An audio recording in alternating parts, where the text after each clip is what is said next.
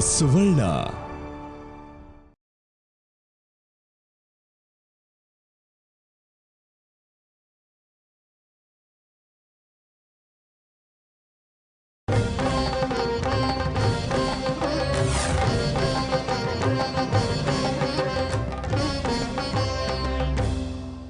ನಮಸ್ಕಾರ ವೀಕ್ಷಕರೇ, ತಥಾಸ್ತು ಕಾರ್ಯಕ್ರಮಕ್ಕೆ ಆತ್ಮೀಯವಾದ ಸ್ವಾಗತ.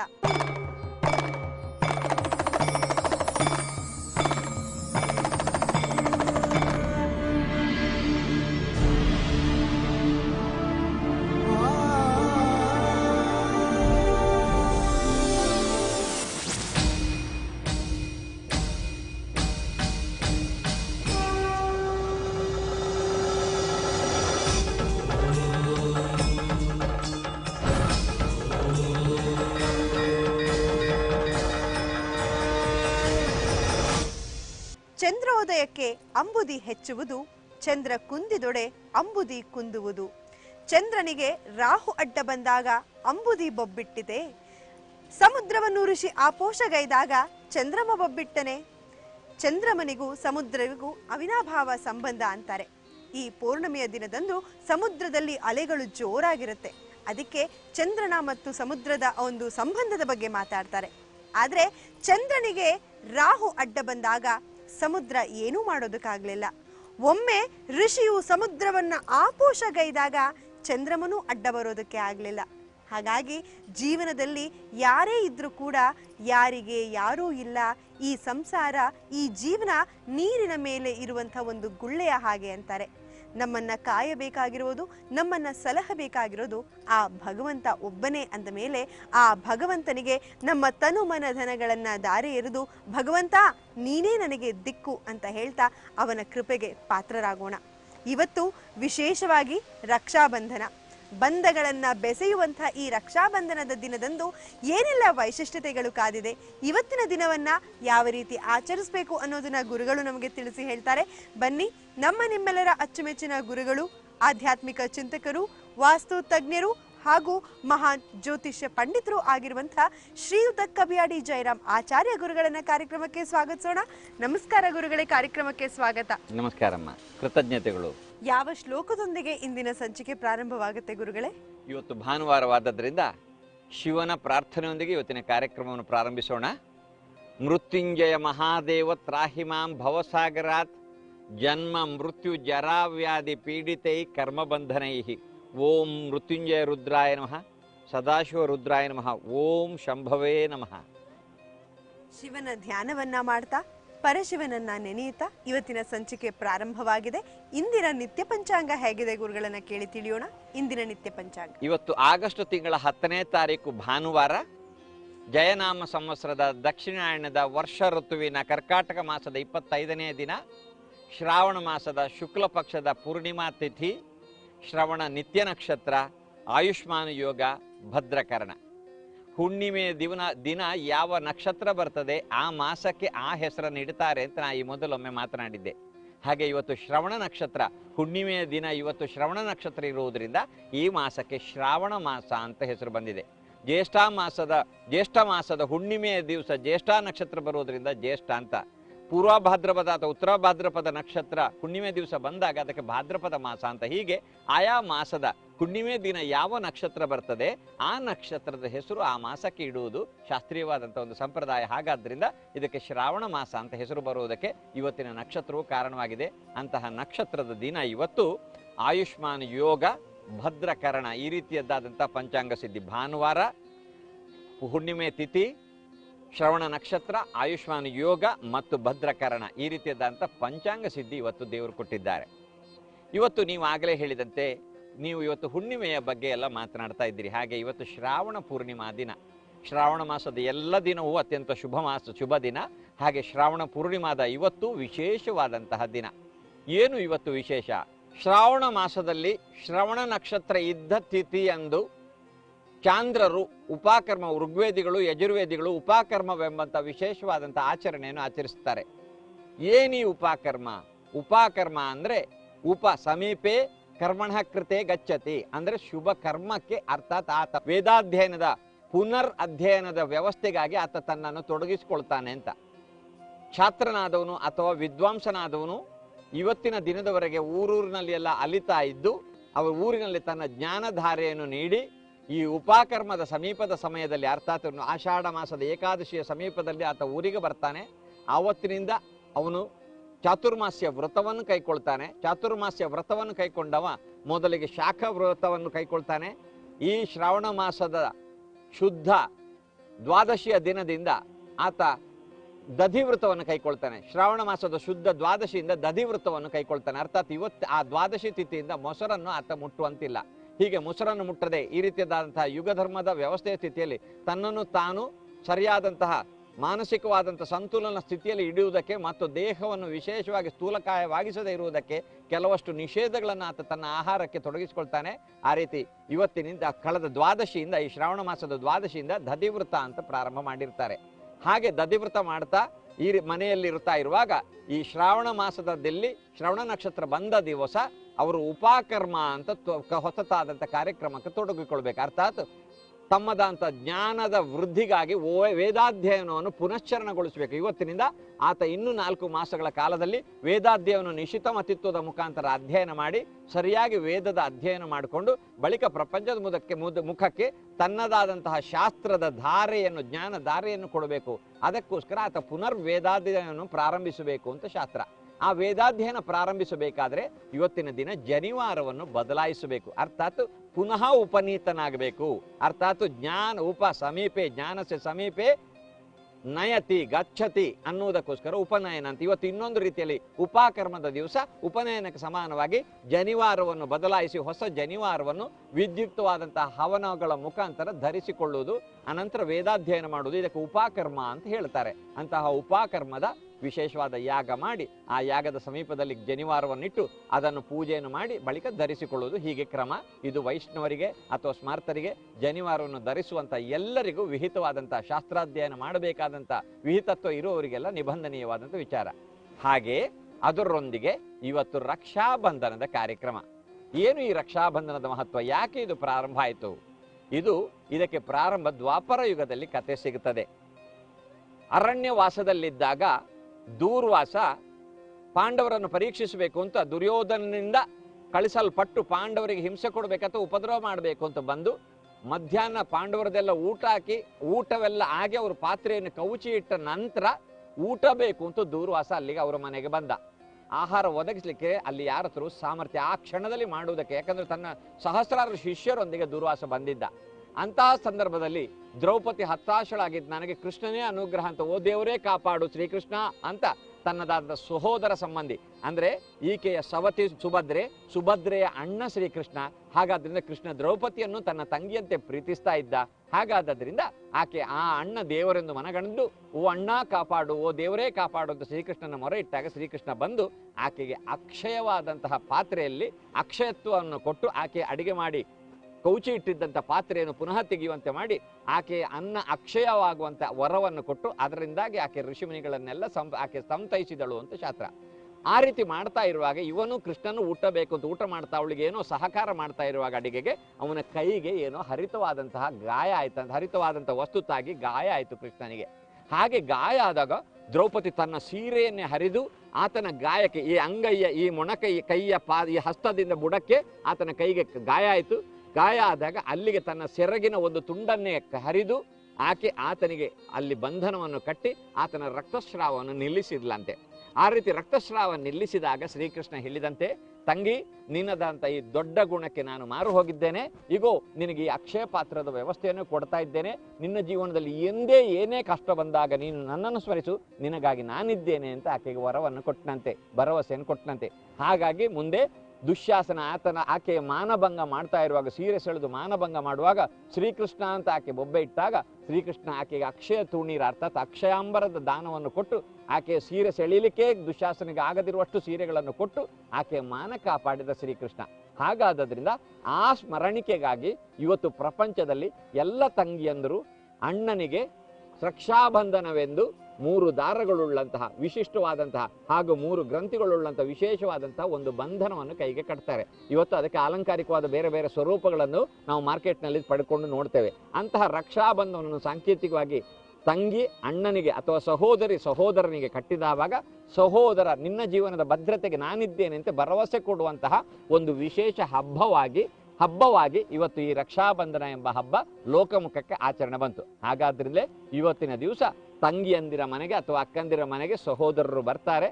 ಬಂದವಾಗ ಸಂಭ್ರಮದಿಂದ ಅಕ್ಕ ಅಥವಾ ತಂಗಿ ಆತನನ್ನು ಅಭಿನಂದಿಸಿ ಗೌರವಿಸಿ ಭಕ್ಷ್ಯಭೋಜ್ಯಗಳ ನೈವೇದ್ಯ ಮಾಡಿ ಆತನನ್ನು ಗೌರವಿಸಿ ದೇವರ ಸನ್ನಿಧಾನದಲ್ಲಿ ಈ ರಕ್ಷಾಬಂಧನದ 3 ದಾರಗಳುಳ್ಳಂಥ 3 ಗ್ರಂಥಿಗಳುಳ್ಳಂತಹ ಆ ಒಂದು ವಸ್ತುವನ್ನು ಇಟ್ಟು ಆ ದಾರವನ್ನು ಇಟ್ಟು ದೇವರೇ ಇದು ಅಣ್ಣನಿಗೆ ನಾನು ಧರಿಸುವುದಕ್ಕೆ ಕೊಡ್ತೇನೆ, ಅವನ ಜೀವನದಲ್ಲಿಯೂ ಒಳ್ಳೆಯದಾಗಲಿ, ನನ್ನ ಜೀವನಕ್ಕೂ ಸುಭಿಕ್ಷೆ ಉಂಟಾಗಲಿ, ಆತನ ರಕ್ಷಣೆ ನನಗೆ ಸಿಗಲಿ, ನನ್ನ ಪ್ರೀತಿ ಸದಾ ಆತನಿಗಿರುವಂತೆ ಮಾಡಿ ಅಣ್ಣನಿಗೆ ಅಪಾಯ ಆಗದಂತೆ ರಕ್ಷಿಸುವಂತ ಪ್ರಾರ್ಥನೆ ಮಾಡಿ ಅನಂತರ ಅದನ್ನು ಸಹೋದರನ ಕೈಗೆ ಕಟ್ಟುತ್ತಾಳೆ, ಸಿಹಿಯನ್ನು ತಿನ್ನಿಸುತ್ತಾ ಕಟ್ಟುತ್ತಾಳೆ. ಹಾಗಾದಾಗ ಅಣ್ಣನೂ ತಂಗಿಗೆ ಸಿಹಿಯನ್ನು ಮರು ತಿನ್ನಿಸಿ ನಿನಗಾಗಿ ನಾನಿದ್ದೇನೆ ತಂಗಿ ಅಂತ ಹೇಳ್ತಾ ಬಳುವಳಿಯಾಗಿ ಬಹುಮಾನಗಳನ್ನು ಕೊಟ್ಟು ತಂಗಿಯನ್ನು ಸಂತೈಸುವ ಸಂಭ್ರಮದಿಂದ ಗೌರವಿಸುವ ಪ್ರೀತಿಸುವ ಯೋಗ ಫಲದ ದಿನ ಇವತ್ತು ರಕ್ಷಾಬಂಧನ. ಈ ರೀತಿಯದ್ದಾಗಿ ರಕ್ಷಾಬಂಧನ ಒಂದು ಕಡೆ ಇವತ್ತು ರಕ್ಷಾಬಂಧನವೂ ಹೌದು, ಒಂದು ಕಡೆಗೆ ಚಾಂದ್ರ ಋಗುಪಾಕರ್ಮವೂ ಹೌದು, ಚಾಂದ್ರ ಉಪಾಕರ್ಮವೂ ಹೌದು. ಏನು ಋಗುಪಾಕರ್ಮ ಯಜುರುಪಾಕರ್ಮ? ಋಗ್ವೇದಿಗಳು ಮತ್ತು ಯಜುರ್ವೇದಿಗಳು ಈ ಉಪಕರ್ಮದ ಆಚರಣೆ ಮಾಡುವ ದಿನ ಆದ್ದರಿಂದ ಋಗು ಉಪಕರ್ಮ ಮತ್ತು ಯಜುರುಪಾಕರ್ಮ ಎಂಬ ದಿನ, ಹಾಗೆ ರಕ್ಷಾಬಂಧನವನ್ನು ಕಟ್ಟುವ ದಿನ, ಅದರಿಂದ ರಕ್ಷಾಬಂಧನದ ದಿನವೂ ಹೌದಾಗಿರ್ತದೆ. ಕಿತ್ತೂರು ಚೆನ್ನಮ್ಮನು ಇತಿಹಾಸದ ಕಾಲದಲ್ಲಿ ಆಕೆ ಝಾನ್ಸಿ ಲಕ್ಷ್ಮೀಬಾಯಿ ಆಕೆ ಹುಮಾಯೂನನಿಗೆ ಈ ರೀತಿಯಾದಂಥ ದಾರವನ್ನು ಕಟ್ಟಿಸಿಕೊಂಡು ಬಳಿಕ ತನ್ನ ರಕ್ಷಣೆಯನ್ನು ಹೊಂದಿದ್ಲು ಅಂತ ಏನೋ ಅನ್ನುವಂಥ ಕಥೆಯನ್ನು ಚರಿತ್ರೆಯಲ್ಲಿ ಕೇಳ್ತೇವೆ. ಬೇರೆ ಇತ್ತೀಚಿನದ ಬೇರೆ ಪುರಾಣಗಳಲ್ಲಿ ಇಂಥ ಕಥೆಗಳೆಲ್ಲ ಬರ್ತವೆ. ಹೀಗೆ ರಕ್ಷಾಬಂಧನ ಅನ್ನೋದು ಸಹೋದರಿ ಸಹೋದರನಿಗೆ ರಕ್ಷೆಯನ್ನು ಕಟ್ಟುವುದರ ಮುಖಾಂತರ ಆತನ ರಕ್ಷಣೆ ಆಗಲಿ ಅಂತ ದೇವರ ಪ್ರಾರ್ಥಿಸುವುದು, ಈಕೆ ರಕ್ಷಣೆಯ ಜವಾಬ್ದಾರಿಯನ್ನು ನಾನು ಹೊರ್ತೇನೆ ಅಂತ ಸಹೋದರ ಭರವಸೆ ಕೊಡೋದು, ಇದು ಇವತ್ತಿನ ಹಬ್ಬದ ಮಹತ್ವ. ರಕ್ಷಾಬಂಧನ ಯಾವ ಕಾರಣಕ್ಕಾಗಿ ಆಚರಿಸ್ತಾರೆ, ಅಣ್ಣ ತಂಗಿಯರ ಸಂಬಂಧ ಹೇಗಿರಬೇಕು, ಅಣ್ಣ ತಂಗಿಗೆ ಯಾವ ರೀತಿ ರಕ್ಷಣೆಯನ್ನ ಒದಗಿಸಿಕೊಡಬೇಕು, ತಂಗಿ ಅಣ್ಣನ ಬಗ್ಗೆ ಯಾವ ರೀತಿ ಭಗವಂತನಲ್ಲಿ ಕೇಳ್ಕೋಬೇಕು, ಈ ಮಾಹಿತಿಯನ್ನ ಪಡ್ಕೊಂಡಿದ್ದೀವಿ.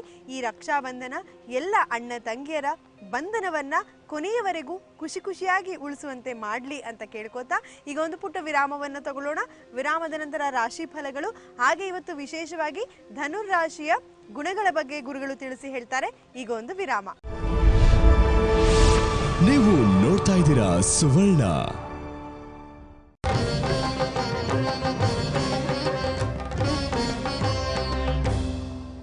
ವಿರಾಮದ ನಂತರ ಕಾರ್ಯಕ್ರಮಕ್ಕೆ ಸ್ವಾಗತ. ಈಗ ರಾಶಿ ಫಲಗಳ ಬಗ್ಗೆ ತಿಳ್ಕೊಳ್ಳೋಣ. ಮೊದಲಿಗೆ ಮೇಷರಾಶಿಗೆ ಹೇಗಿದೆ ಇವತ್ತಿನ ದಿನ? ಮೇಷರಾಶಿಯವರು ಇವತ್ತು ಉತ್ತಮವಾದಂತಹ ಕಲಾ ಪ್ರದರ್ಶನವನ್ನು ವೀಕ್ಷಿಸಿ ಸಂತಸ ಪಡಲಿದ್ದಾರೆ. ಮೇಷರಾಶಿಯವರು ಒಳ್ಳೆಯ ಕಲಾಪ್ರಿಯರು. ಇವತ್ತು ಯಾವುದೋ ಒಂದು ಕಲಾಕ್ಷೇತ್ರದಲ್ಲಿ ಉತ್ತಮವಾದಂತಹ ಸಾಂಸ್ಕೃತಿಕ ಕಾರ್ಯಕ್ರಮ ಇದೆ. ಉತ್ತಮವಾದಂತಹ ಸಾಂಸ್ಕೃತಿಕ ಕಾರ್ಯಕ್ರಮಕ್ಕೆ ತನ್ನಂತೆ ಸಮಾನ ಮನಸ್ಕರಂತಹ ವ್ಯಕ್ತಿಗಳನ್ನು ಕೂಡಿಕೊಂಡು ಅವರು ಆ ಕಾರ್ಯಕ್ರಮ ವೀಕ್ಷಿಸಲಿಕ್ಕೆ ಹೋಗಿದ್ದಾರೆ. ವೀಕ್ಷಿಸಿ ಅದರದ್ದಂಥ ಸ್ವಾರಸ್ಯವನ್ನು ಅನುಭವಿಸಿ ಸಂತೋಷ ಪಡುವಂತಹ ಯೋಗ ಫಲ ಮೇಷರಾಶಿಯವರಿಗೆ ಇವತ್ತಿದೆ. ಹಾಗೆಯೇ ತಾಯಿಯ ಅಜ್ಜಿಗೆ ಅನಾರೋಗ್ಯದ ಅವ್ಯವಸ್ಥೆ ಕಾಡಲಿದೆ. ಅರ್ಥಾತ್ ತಾಯಿ ಅಜ್ಜಿ, ತಂದೆ ತಾಯಿಯೂ ಅಜ್ಜಿ ಆಗ್ತಾರೆ, ತಾಯಿಯೂ ಅಜ್ಜಿ ಆಗ್ತಾರೆ. ಹಾಗೆ ಇವತ್ತು ಮೇಷರಾಶಿಯವರಿಗೆ ತಾಯಿಯಾಗಿರುವಂತಹ ಅಜ್ಜಿಗೆ ಅನಾರೋಗ್ಯದ ಅವ್ಯವಸ್ಥೆ ಕಾಡುತ್ತದೆ. ಕೇತು ತಾಯಿಯ ಕಾರಕ, ತಾಯಿಯ ತಂದೆ ಮತ್ತು ತಾಯಿಯ ಕಾರಕ. ಮೇಷರಾಶಿಯವರಿಗೆ ವ್ಯಯಭಾವದಲ್ಲಿ ಕೇತು ಇದ್ದಾನೆ. ಹಾಗಾದ್ದರಿಂದ ತಾಯಿಗೆ ಅನಾರೋಗ್ಯದ ಅವ್ಯವಸ್ಥೆ ಬಾಳಲಿ, ಅವರು ಆಸ್ಪತ್ರೆ ವಾಸ ಅನುಭವಿಸಿ ಅವರು ಬಹಳ ಪ್ರಿಯಪಾತ್ರರಾದಂಥ ಮೊಮ್ಮಗನಾದ್ದರಿಂದ ಅಥವಾ ಮೊಮ್ಮಗಳಾದ್ದರಿಂದ ಮೇಷರಾಶಿಯವರಿಗೆ ಕಳವಳವಾಗುವಂತಹ ಯೋಗ ಫಲ ಈ ಕಾರಣದಿಂದ ಬರಲಿದೆ. ಈ ಸಮಸ್ಯೆಗೆ ಕಾರಣನಾಗುವ ದ್ವಾದಶದ ಕೇತು. ಈ ದ್ವಾದಶದ ಕೇತುವಿನ ಪೀಡಾ ಪರಿಹಾರಕ್ಕೆ ಕೇತುವಿನ ಕಾರಕ ಧಾನ್ಯವಾದಂತಹ ಹುರುಳಿಯನ್ನು ಕೇತಿನ ಕಾರಕ ವರ್ಣವಾದಂತಹ ವಿಶಿಷ್ಟವಾದಂತಹ ವರ್ಣದ ವಿಸ್ತಾರವುಳ್ಳಂತಹ ಬಟ್ಟೆಯಲ್ಲಿ ಕಟ್ಟಿ ಅರ್ಹರಾದಂಥ ವಿಪ್ರರಿಗೆ ದಕ್ಷಿಣ ಸಹಿತ ದಾನ ಮಾಡಿದರೆ ಮೇಷರಾಶಿಯವರಿಗೆ ಅವರ ಸಮಸ್ಯೆ ಬಗೆಹರಿದು ಇಷ್ಟ ಸಿದ್ಧಿಸುವ ಯೋಗ ಫಲ ಬರ್ತದೆ. ಮೇಷರಾಶಿಯವರು ಯಾವ ರೀತಿಯಾದಂತಹ ಪರಿಹಾರವನ್ನ ಕಂಡುಕೋಬೇಕು ಅನ್ನೋದು ಗುರುಗಳು ತಿಳಿಸಿದ್ದಾರೆ. ವೃಷಭ ರಾಶಿಯ ಬಗ್ಗೆ ತಿಳಿಯೋಣ. ವೃಷಭ ರಾಶಿಯವರಿಗೆ ಇಷ್ಟವಾದ ಪ್ರಯಾಣ ನಿರ್ವಿಘ್ನವಾಗಿ ಸಾಗಿ ಖುಷಿಯಾಗಲಿದೆ. ಯಾವುದೋ ಒಂದು ತಾಣಕ್ಕೆ ಭೇಟಿ ಹೋಗಬೇಕು ಅಂತ ಮನಮಂದಿಯೊಂದಿಗೆಲ್ಲ ಹೊರಟಿದ್ದಾರೆ. ಇವತ್ತು ಭಾನುವಾರ ರಜೆ, ಹೋಗಬೇಕು, ಒಳ್ಳೆಯದಾದಂಥ ಸುಂದರ ತಾಣವನ್ನು ವೀಕ್ಷಿಸಬೇಕು ಅಥವಾ ಉತ್ತಮವಾದಂಥ ಪುಣ್ಯಕ್ಷೇತ್ರ, ಆ ಕ್ಷೇತ್ರ ಸಂದರ್ಶನ ಮಾಡಿ ದೇವರದ ಕೃಪೆಗೆ ಪಾತ್ರರಾಗಬೇಕು ಅಂತ ಅಲ್ಲಿಗೆ ಹೋಗಿದ್ದಾರೆ. ದೇವರ ಕೃಪೆಗೆ ಪಾತ್ರವಾಗುವಂಥ ಪೂಜೆ ಪುನಸ್ಕಾರ ಮಾಡಿ ಖುಷಿ ಪಡುವಂತಹ ಯೋಗ ಫಲ ವೃಷಭ ರಾಶಿಯವರಿಗೆ ಇವತ್ತು ಸಿದ್ಧಿಸಲಿದೆ. ಹಾಗೆ ಬಲಾಢ್ಯನ ವಿರೋಧ ಕಟ್ಟಿಕೊಂಡು ಭಯ ಪಡುವರು. ವೃಷಭ ರಾಶಿಯವರಿಗೆ ಸಮಾಜದ ಯಾರೋ ಒಬ್ಬ ಪ್ರಭಾವಿ ವ್ಯಕ್ತಿ, ಆರ್ಥಿಕವಾದಂತಹ ಪ್ರಬಲ ವ್ಯಕ್ತಿ ಅಥವಾ ಒಳ್ಳೆಯದಾದಂಥ ಸಾಮರ್ಥ್ಯ ಉಳ್ಳಂತಹ ಒಬ್ಬ ವ್ಯಕ್ತಿ, ಅವನಿಗೂ ಇವರಿಗೂ ಯಾವುದೋ ಒಂದು ವೈಚಾರಿಕ ತಾಕಲಾಟ, ಅಥವಾ ಅವನ ವಿರೋಧದ ಚಟುವಟಿಕೆಯನ್ನು ಇವರು ಮಾಡಿ ಅವನ ವಿರೋಧ ಕಟ್ಟಿಕೊಂಡು ಅವನದಾದಂಥ ದಾಳಿಗೆ ತುತ್ತಾಗ್ತೇನೋ ಅನ್ನುವಂಥ ಭಯ ಕಾಡಬಹುದಾದಂಥ ಯೋಗ ಫಲ ವೃಷಭ ರಾಶಿಯವರಿಗೆ ಸಿದ್ಧಿಸಲಿದೆ. ತೃತೀಯದ ಬುಧ ಈ ಪೀಡೆಯನ್ನು ಕೊಡ್ತಾನೆ. ತೃತೀಯದಲ್ಲಿ ಬುಧ ಶುಭನಲ್ಲವಾದ್ದರಿಂದ ಈ ಪೀಡೆ ಕೊಡ್ತಾನಾದ್ದರಿಂದ ವೃಷಭ ರಾಶಿಯವರಿಗೆ ತೃತೀಯದ ಬುಧನ ಪೀಡಾ ಪರಿಹಾರಕ್ಕೆ ಇವತ್ತು ಅವರು ಹಸಿರು ಬಟ್ಟೆಯಲ್ಲಿ ಹೆಸರು ಧಾನ್ಯವನ್ನು ಕಟ್ಟಿ ಅರ್ಹರಿಗೆ ದಕ್ಷಿಣ ಸಹಿತ ದಾನ ಮಾಡಿದರೆ, ಬುಧನ ಜಪ ಮಾಡಿ ದಾನ ಮಾಡಿದರೆ ಬುಧನ ಅನುಗ್ರಹ ಸಿದ್ಧಿಸಿ ಅವರಿಗೆ ಸಂಬಂಧಪಟ್ಟ ಪೀಡೆ ಪರಿಹಾರವಾಗಿ ಖುಷಿ ಆಗ್ತದೆ ವೃಷಭ ರಾಶಿಯವರಿಗೆ. ವೃಷಭ ರಾಶಿಯವರು ಹೆಸರು ಧಾನ್ಯವನ್ನ ದಾನ ಮಾಡೋದ್ರಿಂದ ಅವರ ಸಂಕಷ್ಟಗಳು ಪರಿಹಾರವಾಗುತ್ತೆ. ಈಗ ಮಿಥುನ ರಾಶಿಯ ಬಗ್ಗೆ ತಿಳಿಯೋಣ. ಮಿಥುನ ರಾಶಿ. ಮಿಥುನ ರಾಶಿಯವರು ವ್ಯಾಪಾರದಲ್ಲಿ ಹೊಸ ತಂತ್ರ ಬಳಸಿ ತಮ್ಮದಾದಂಥ ಸ್ಟಾಕ್ ವಿಕ್ರಯಣ ಮಾಡಿಕೊಂಡು ಖುಷಿ ಪಡಲಿದ್ದಾರೆ. ಇವತ್ತು ರಿಡಕ್ಷನ್ ಸೇಲ್ ಅಂತ ಮಾಡ್ತಾರೆ. ಭಾನುವಾರ ರಿಡಕ್ಷನ್ ಸೇಲು ಇವತ್ತು ಓಪನ್ ಇದೆ ನಮ್ಮ ವ್ಯಾಪಾರ ಜಾಗ ಅಂತ ಪ್ರಚಾರ ಮಾಡ್ತಾರೆ. ಹಾಗಾದ್ರಿಂದ ಇವತ್ತು ಭಾನುವಾರವೂ ಆಗಿದೆ, ರಿಡಕ್ಷನ್ ಸೇಲು ಇದೆ ಅಂತ ಜನ ಮುಗಿಬಿದ್ದು ಇವರದಂಥ ಓಲ್ಡ್ ಸ್ಟಾಕ್ ಎಲ್ಲ ವಿಕ್ರಯ ಆಗಿ ಒಳ್ಳೆ ಲಾಭ ಆಗಬಹುದಾದಂಥ ಯೋಗ ಫಲ ಇವತ್ತು ಮಿಥುನ ರಾಶಿಯ ವ್ಯಾಪಾರಿಗಳಿಗೆ ಸಿದ್ಧಿಸುವಂಥ ಯೋಗ ಫಲ ಇದೆ. ಎಡ ಕಣ್ಣಿಗೆ ಪೆಟ್ಟಾಗಿ ಆಸ್ಪತ್ರೆ ವಾಸದ ಯೋಗ ಫಲ ಬಂದಿತ್ತು. ಇವತ್ತು ಮಿಥುನ ರಾಶಿಯವರಿಗೆ ಎಡ ಕಣ್ಣಿಗೆ ಸ್ವಲ್ಪ ಪೆಟ್ಟಾಗಿ ಅವರಿಗೆ ಸ್ವಲ್ಪ ರಗಳೆ ಆಗಬಹುದಾದಂಥ ಕಿರಿಕಿರಿ ಆಗಬಹುದಾದಂಥ ಯೋಗ ಫಲವು ಬರಲಿದೆ. ಎಡ ಕಣ್ಣಿಗೆ ಪೆಟ್ಟಾಗಿ ಮಿಥುನ ರಾಶಿಯವರಿಗೆ ಇವತ್ತೇನೋ ಸಮಸ್ಯೆ ಬರ್ತದೆ. ಅವರಿಗೆ ನಡೆದಾಡೋಕ್ಕೂ ತೊಂದರೆ ಆಗ್ಬೋದು, ಅಥವಾ ಆಸ್ಪತ್ರೆ ವಾಸದ ಯೋಗ ಫಲ ಬರ್ಬೋದು, ಅಥವಾ ಖರ್ಚು ವೆಚ್ಚ ಆಗ್ಬೋದು, ಅಥವಾ ಕಣ್ಣಿಗೆ ಏನೋ ತೊಂದರೆ ಆಗ್ತದೆ ಅಂತ ಕಳವಳದ ಭಯ ಬಸರು ಆಗ್ಬೋದು ಇತ್ಯಾದಿ ಅಂತ ಅವ್ಯವಸ್ಥೆಗೆ ಕಾರಣವಾಗುವಂತಹ ಈ ಮಿಥುನ ರಾಶಿಯವರಿಗೆ ದ್ವಿತೀಯದ ರವಿ ಈ ಪರಿಣಾಮವನ್ನು ಕೊಡ್ತಾನಾದ್ದರಿಂದ ಬಲ ಕಣ್ಣಿಗೂ ಕಾರಣನಾಗ್ತಾನೆ ರವಿ. ಆದ್ದರಿಂದ ಬಲ ಕಣ್ಣಿಗೂ ಈ ಸಮಸ್ಯೆ ಬರ್ಬೋದು, ಎಡ ಕಣ್ಣಿಗೂ ಬರ್ಬೋದು. ಇಂತಹ ಸಮಸ್ಯೆಯ ಪೀಡಾ ಪರಿಹಾರಕ್ಕೆ ಇವರು ರವಿಯ ಕಾರಕ ವರ್ಣವಾದಂಥ ಕೇಸರಿ ವರ್ಣದ ಬಟ್ಟೆಯಲ್ಲಿ ರವಿಯ ಕಾರಕ ಧಾನ್ಯವಾದಂಥ ಗೋಧಿಯನ್ನು ಇಟ್ಟು ಅದರಲ್ಲಿ ಕಟ್ಟಿ ಅನಂತರ ರವಿಯ ಜಪವನ್ನು ಮಾಡಿ ಅರ್ಹರಿಗೆ ಇಷ್ಟದ ದಕ್ಷಿಣೆ ಸಹಿತ ದಾನ ಮಾಡಿದರೆ ಮಿಥುನ ರಾಶಿಯವರಿಗೆ ಅವರ ಸಮಸ್ಯೆ ಬಗೆಹರಿದು ಮನಃಶಾಂತಿ ಸಿದ್ಧಿಸುತ್ತದೆ, ಸುಖ ಆಗ್ತದೆ. ರವಿಯ ಕೃಪೆಯನ್ನ ಪಡೆಯೋದಕ್ಕೆ ಕೇಸರಿ ವರ್ಣದ ಬಟ್ಟೆಯಲ್ಲಿ ಗೋಧಿಯನ್ನ ದಾನ ಮಾಡೋದ್ರಿಂದ ಮಿಥುನ ರಾಶಿಯವರಿಗೆ ಬರಬಹುದಾದಂತಹ ಸಂಕಷ್ಟ ದೂರವಾಗುತ್ತೆ. ಈಗ ಕರ್ಕಾಟಕ ರಾಶಿಯ ಬಗ್ಗೆ ತಿಳಿಯೋಣ. ಕರ್ಕಾಟಕ ರಾಶಿ. ಕರ್ಕಾಟಕ ರಾಶಿಯವರಿಗೆ ಸ್ವಜನರ ಧನ ಸಹಾಯದಿಂದ ತಾಪತ್ರೆ ಪರಿಹಾರವಾಗಲಿದೆ. ಇವರಿಗೆ ಸಾಲದ ಬಾಧೆ ಇದೆ. ಕರ್ಕಾಟಕ ರಾಶಿಯವರಿಗೆ ಇವತ್ತು ಸಾಲ ನೀವು ಕಟ್ಟದೇ ಇದ್ರೆ ನಿಮ್ಮ ಮೇಲೆ ಆಕ್ಷನ್ ತಗೊಳ್ತೇವೆ ಅಂತ ಹೇಳಿದ್ದಾರೆ.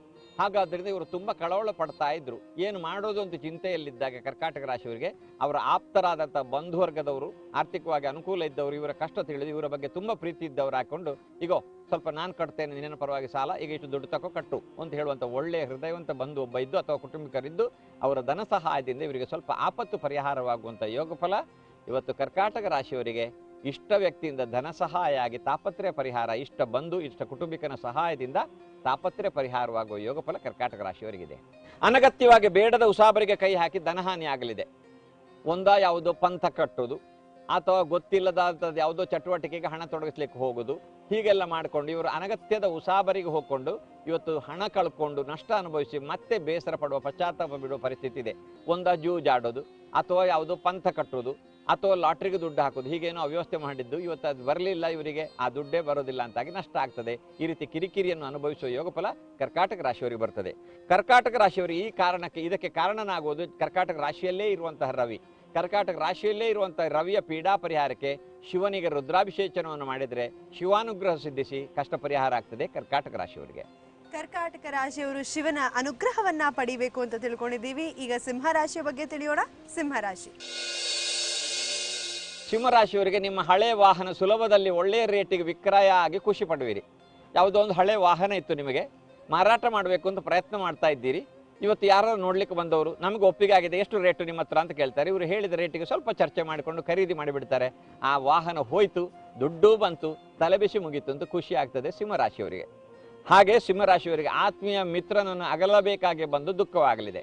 ಸಿಂಹರಾಶಿಯವರಿಗೆ ದ್ವಾದಶದಲ್ಲಿ ಬುಧನಿದ್ದಾನೆ. ದ್ವಾದಶದಲ್ಲಿ ಬುಧನಿದ್ದಾಗ ಮಿತ್ರಕಾರಕ ಬುಧನಾದ್ದರಿಂದ ಮಿತ್ರ ವ್ಯಯ ಅರ್ಥಾತ್ ಮಿತ್ರ ದೂರನಾಗುವುದು ಅಥವಾ ಮಿತ್ರನಿಗೆ ಆಪತ್ತು ಬರುವುದು, ಹೀಗೇನೋ ಆಗಿ ಆತ್ಮೀಯ ಮಿತ್ರನನ್ನು ಅಗಲಬೇಕಾಗಿ ಬರುವುದು.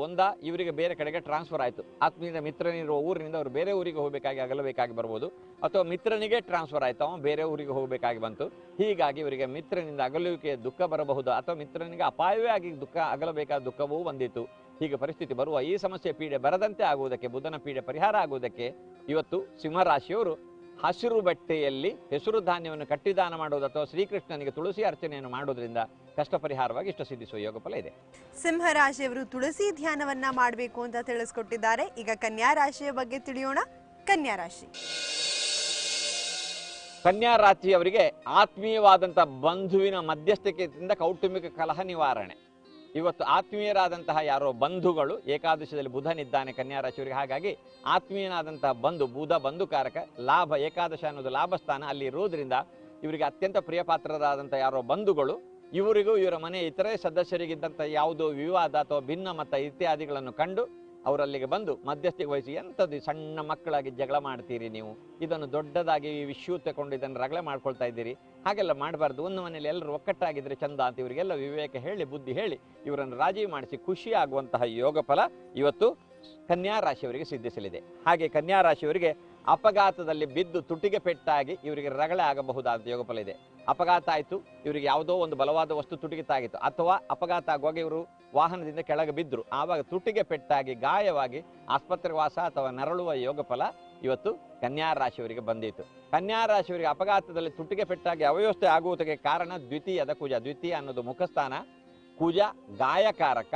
ಹಾಗಾದ್ದರಿಂದ ದ್ವಿತೀಯದ ಕುಜ ಈ ಪೀಡೆಯನ್ನು ಕೊಡ್ತಾನಾದ್ದರಿಂದ ಕುಜನ ಪೀಡಾ ಪರಿಹಾರಕ್ಕೆ ಕುಜನ ಕಾರಕಧನ್ಯವಾದಂತಹ ತೊಗರಿ ಬೇಳೆಯನ್ನು ಕುಜನ ಕಾರಕ ವರ್ಣವಾದಂತಹ ಕೆಂಪು ವರ್ಣದ ಬಟ್ಟೆಯಲ್ಲಿ ಕಟ್ಟಿ ಕುಜನ ಜಪ ಮಾಡಿ ಅರ್ಹರಿಗೆ ದಾನ ಮಾಡಿದರೆ ದಕ್ಷಿಣ ಸಹಿತವಾಗಿ ಇವರದಂತಹ ಸಮಸ್ಯೆ ಪರಿಹಾರವಾಗಿ ಅವರ ಶುಭಾಶೀರ್ವಾದದ ಫಲದಿಂದ ಇವರ ಕಷ್ಟ ಪರಿಹಾರವಾಗಿ ಶಾಂತಿ ಸಮಾಧಾನ ಸಿಗುವ ಯೋಗ ಫಲ ಕನ್ಯಾ ರಾಶಿಯವರಿಗೆ ಬಂದಿತ್ತು. ತೊಗರಿ ಬೇಳೆಯನ್ನ ದಾನ ಮಾಡೋದ್ರಿಂದ ಕನ್ಯಾ ರಾಶಿಯವರಿಗೆ ಆಗಬಹುದಾದಂತಹ ಅನಾಹುತಕ್ಕೆ ತಡೆಯಾಗುತ್ತೆ. ಈಗ ಒಂದು ಕರೆ ಸಿದ್ಧವಾಗಿದೆ, ನೋಡೋಣ ಕರೆ ಯಾರು ಮಾಡಿದ್ದಾರೆ ಅಂತ.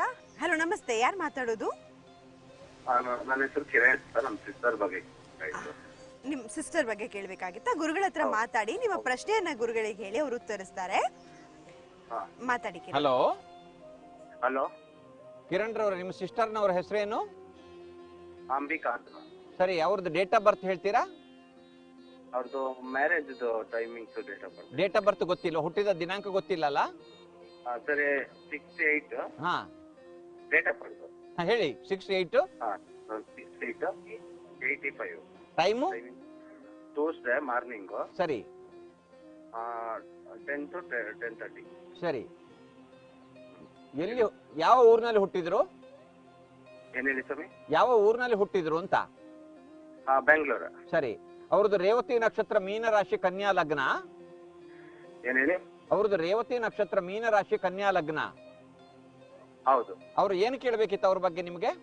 ಅವರು ಹಸ್ಬೆಂಡ್ ಬಗ್ಗೆ ಕೇಳ್ಬೇಕಾಯ್ತು.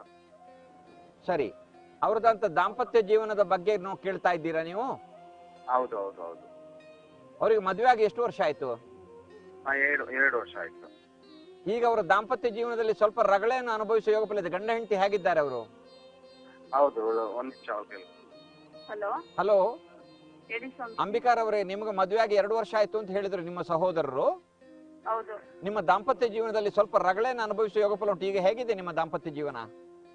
ತುಂಬಾನೇ ಸ್ವಾಮೀಜಿ. ಸರಿ, ನಿಮ್ಮಿಬ್ಬರೊಳಗೆ ಭಿನ್ನಾಭಿಪ್ರಾಯ ಇದೆ, ಹೊಂದಾಣಿಕೆ ಇಲ್ಲ, ದೂರ ದೂರ ವಾಸ ಮಾಡುವಷ್ಟು ಪರಿಸ್ಥಿತಿ, ಹಾಳಾಗುವ ಪರಿಸ್ಥಿತಿ ಬಂದಿದೆ, ಹಾಗಾಗಿದೆಯಾ? ತುಂಬಾನೇ ತುಂಬಾ ಇದ್ ಮಾಡ್ತಾರೆ, ಟಾರ್ಚರು. ಹಾ, ನಿಮಗೆ ಚಂದ್ರಾತ್ ಲಗ್ನಾತ್ ಶುಕ್ರಾತ್ ಅಷ್ಟಮದಲ್ಲಿ ಕುಜ ಅಥವಾ ಶನಿ ಇದ್ರೆ ಅಂತವರಿಗೆ ದಾಂಪತ್ಯ ಜೀವನದಲ್ಲಿ ರಗಳೆ ಅನುಭವಿಸುವ ಯೋಗ ಫಲ ಜಾತಕದಲ್ಲೇ ಇರ್ತದೆ.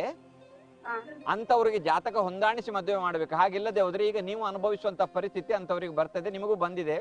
ಇದಕ್ಕೆ ನೀವು ಪರಿಹಾರಕ್ಕಾಗಿ ನೀವು 12 ಮಂಗಳವಾರ ಮತ್ತು 12 ಶುಕ್ರವಾರಗಳಂದು ಗಣಪತಿ 12 ಮಂಗಳವಾರಗಳಂದು ಗಣಪತಿಗೆ ದೂರ್ವಾರ್ಚನೆಯನ್ನು ಮಾಡಬೇಕು. ಕದಿಕೆ ಅರ್ಚನೆ, ಗರಿಕೆ ಹುಲ್ಲಿನ ಅರ್ಚನೆ ಮಾಡಿಸ್ಬೇಕು ಅರ್ಚಕರಿಂದ. ಹಾಗೆ 12 ಶುಕ್ರವಾರ ದುರ್ಗೆಗೆ ಕುಂಕುಮಾರ್ಚನೆಯನ್ನು ಕೊಡಿಸ್ಬೇಕು ತಾಯಿ. ಹೀಗೆ ಮಾಡಬೇಕು. ಮತ್ತು ನೀವು ಸದಾ ಪಾರ್ವತಿ ದೇವಿಯನ್ನು, ಅಮ್ಮ ನನಗೆ ದಾಂಪತ್ಯ ಸೌಖ್ಯ ಕೊಡು ಅಂತ ಪ್ರಾರ್ಥಿಸ್ತಾ ಇರಬೇಕು, ಮನಸ್ಸಿನಲ್ಲಿ ಧ್ಯಾನಿಸ್ತಾ. ಏಹಿ ಏಹಿ ಪರಮೇಶ್ವರಿ ಅಂತ ದೇವಿಯನ್ನು ಪ್ರಾರ್ಥಿಸಬೇಕು. ಹೀಗೆ ಮಾಡಿದ್ರೆ ನಿಮ್ಮ ಗಂಡನಿಗೂ ಸ್ವಲ್ಪ ನಿಮ್ಮ ಬಗ್ಗೆ ಅಭಿಮಾನ ಬಂದು ಸರಿಯಾಗುವ ಯೋಗಫಲ ಇದೆ. ಮತ್ತೆ ಯಾರಾದ್ರೂ ಒಳ್ಳೆ ವ್ಯಕ್ತಿಗಳಿಂದ ಒಮ್ಮೆ ಅವರಿಗೆ ಬುದ್ಧಿಯನ್ನು ಹೇಳಿಸಿ ನೀವಿಬ್ರು ಒಂದಾಗುವಂತ ಪ್ರಯತ್ನವನ್ನು ಮಾಡಿಸಿ. ಅಂತೂ ಮುಂದೆ ಸರಿಯಾಗ್ತದೆ, ತಲೆಬಿಸಿ ಮಾಡಬೇಡಿ, ಧೈರ್ಯ ತಾಳಿ, ನೀವು ಉತ್ಸಾಹದಿಂದ ಇರಿ. ಮತ್ತು ಇದನ್ನು ಯಾವ ರೀತಿಯಲ್ಲಾದ್ರೂ ನನಗೆ ಇದನ್ನು ಸಮಜಾಯಿಸಿ ಸರಿ ಮಾಡಿಸಿಕೊಳ್ಬೇಕು ಅಂತ ನೀವು ಒಂದು ಮಾನಸಿಕ ಛಾತಿಯನ್ನು ಹೊಂದಬೇಕು ತಾಯಿ. ಹಾಗೆ ಪ್ರಯತ್ನ ಮಾಡಿದ್ರೆ ಮುಂದೆ ಸರಿಯಾಗ್ತದೆ. ಮತ್ತೆ ನಿಮ್ಮದಂತ ಬದುಕಿನ ಭದ್ರತೆಯ ಪ್ರಯತ್ನವನ್ನು ನೀವು ಮಾಡ್ತಾ ಮುಂದುವರಿರಿ.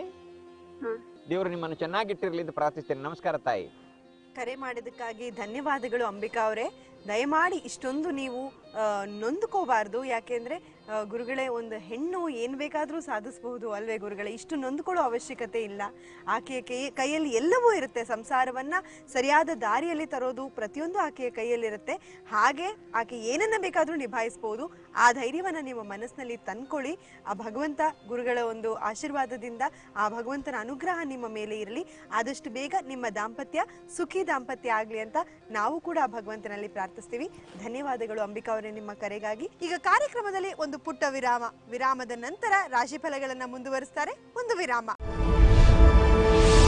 ನೀವು ನೋಡ್ತಾ ಇದ್ದೀರಾ ಸುವರ್ಣ.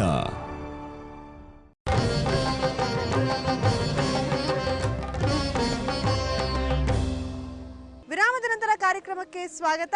ಈಗ ಮುಂದೆ ತುಲಾ ರಾಶಿಯ ಬಗ್ಗೆ ತಿಳಿಯುವಂತಹ ಸಮಯ. ಇವತ್ತಿನ ದಿನ ತುಲಾ ರಾಶಿಯವರಿಗೆ ಹೇಗಿದೆ ಅಂತ ಗುರುಗಳು ತಿಳಿಸ್ಕೊಡ್ತಾರೆ. ದೀನರಿಗೆ ದಾನ ಮಾಡಿ ಧನ್ಯತೆಯನ್ನು ಅನುಭವಿಸುವಿರಿ.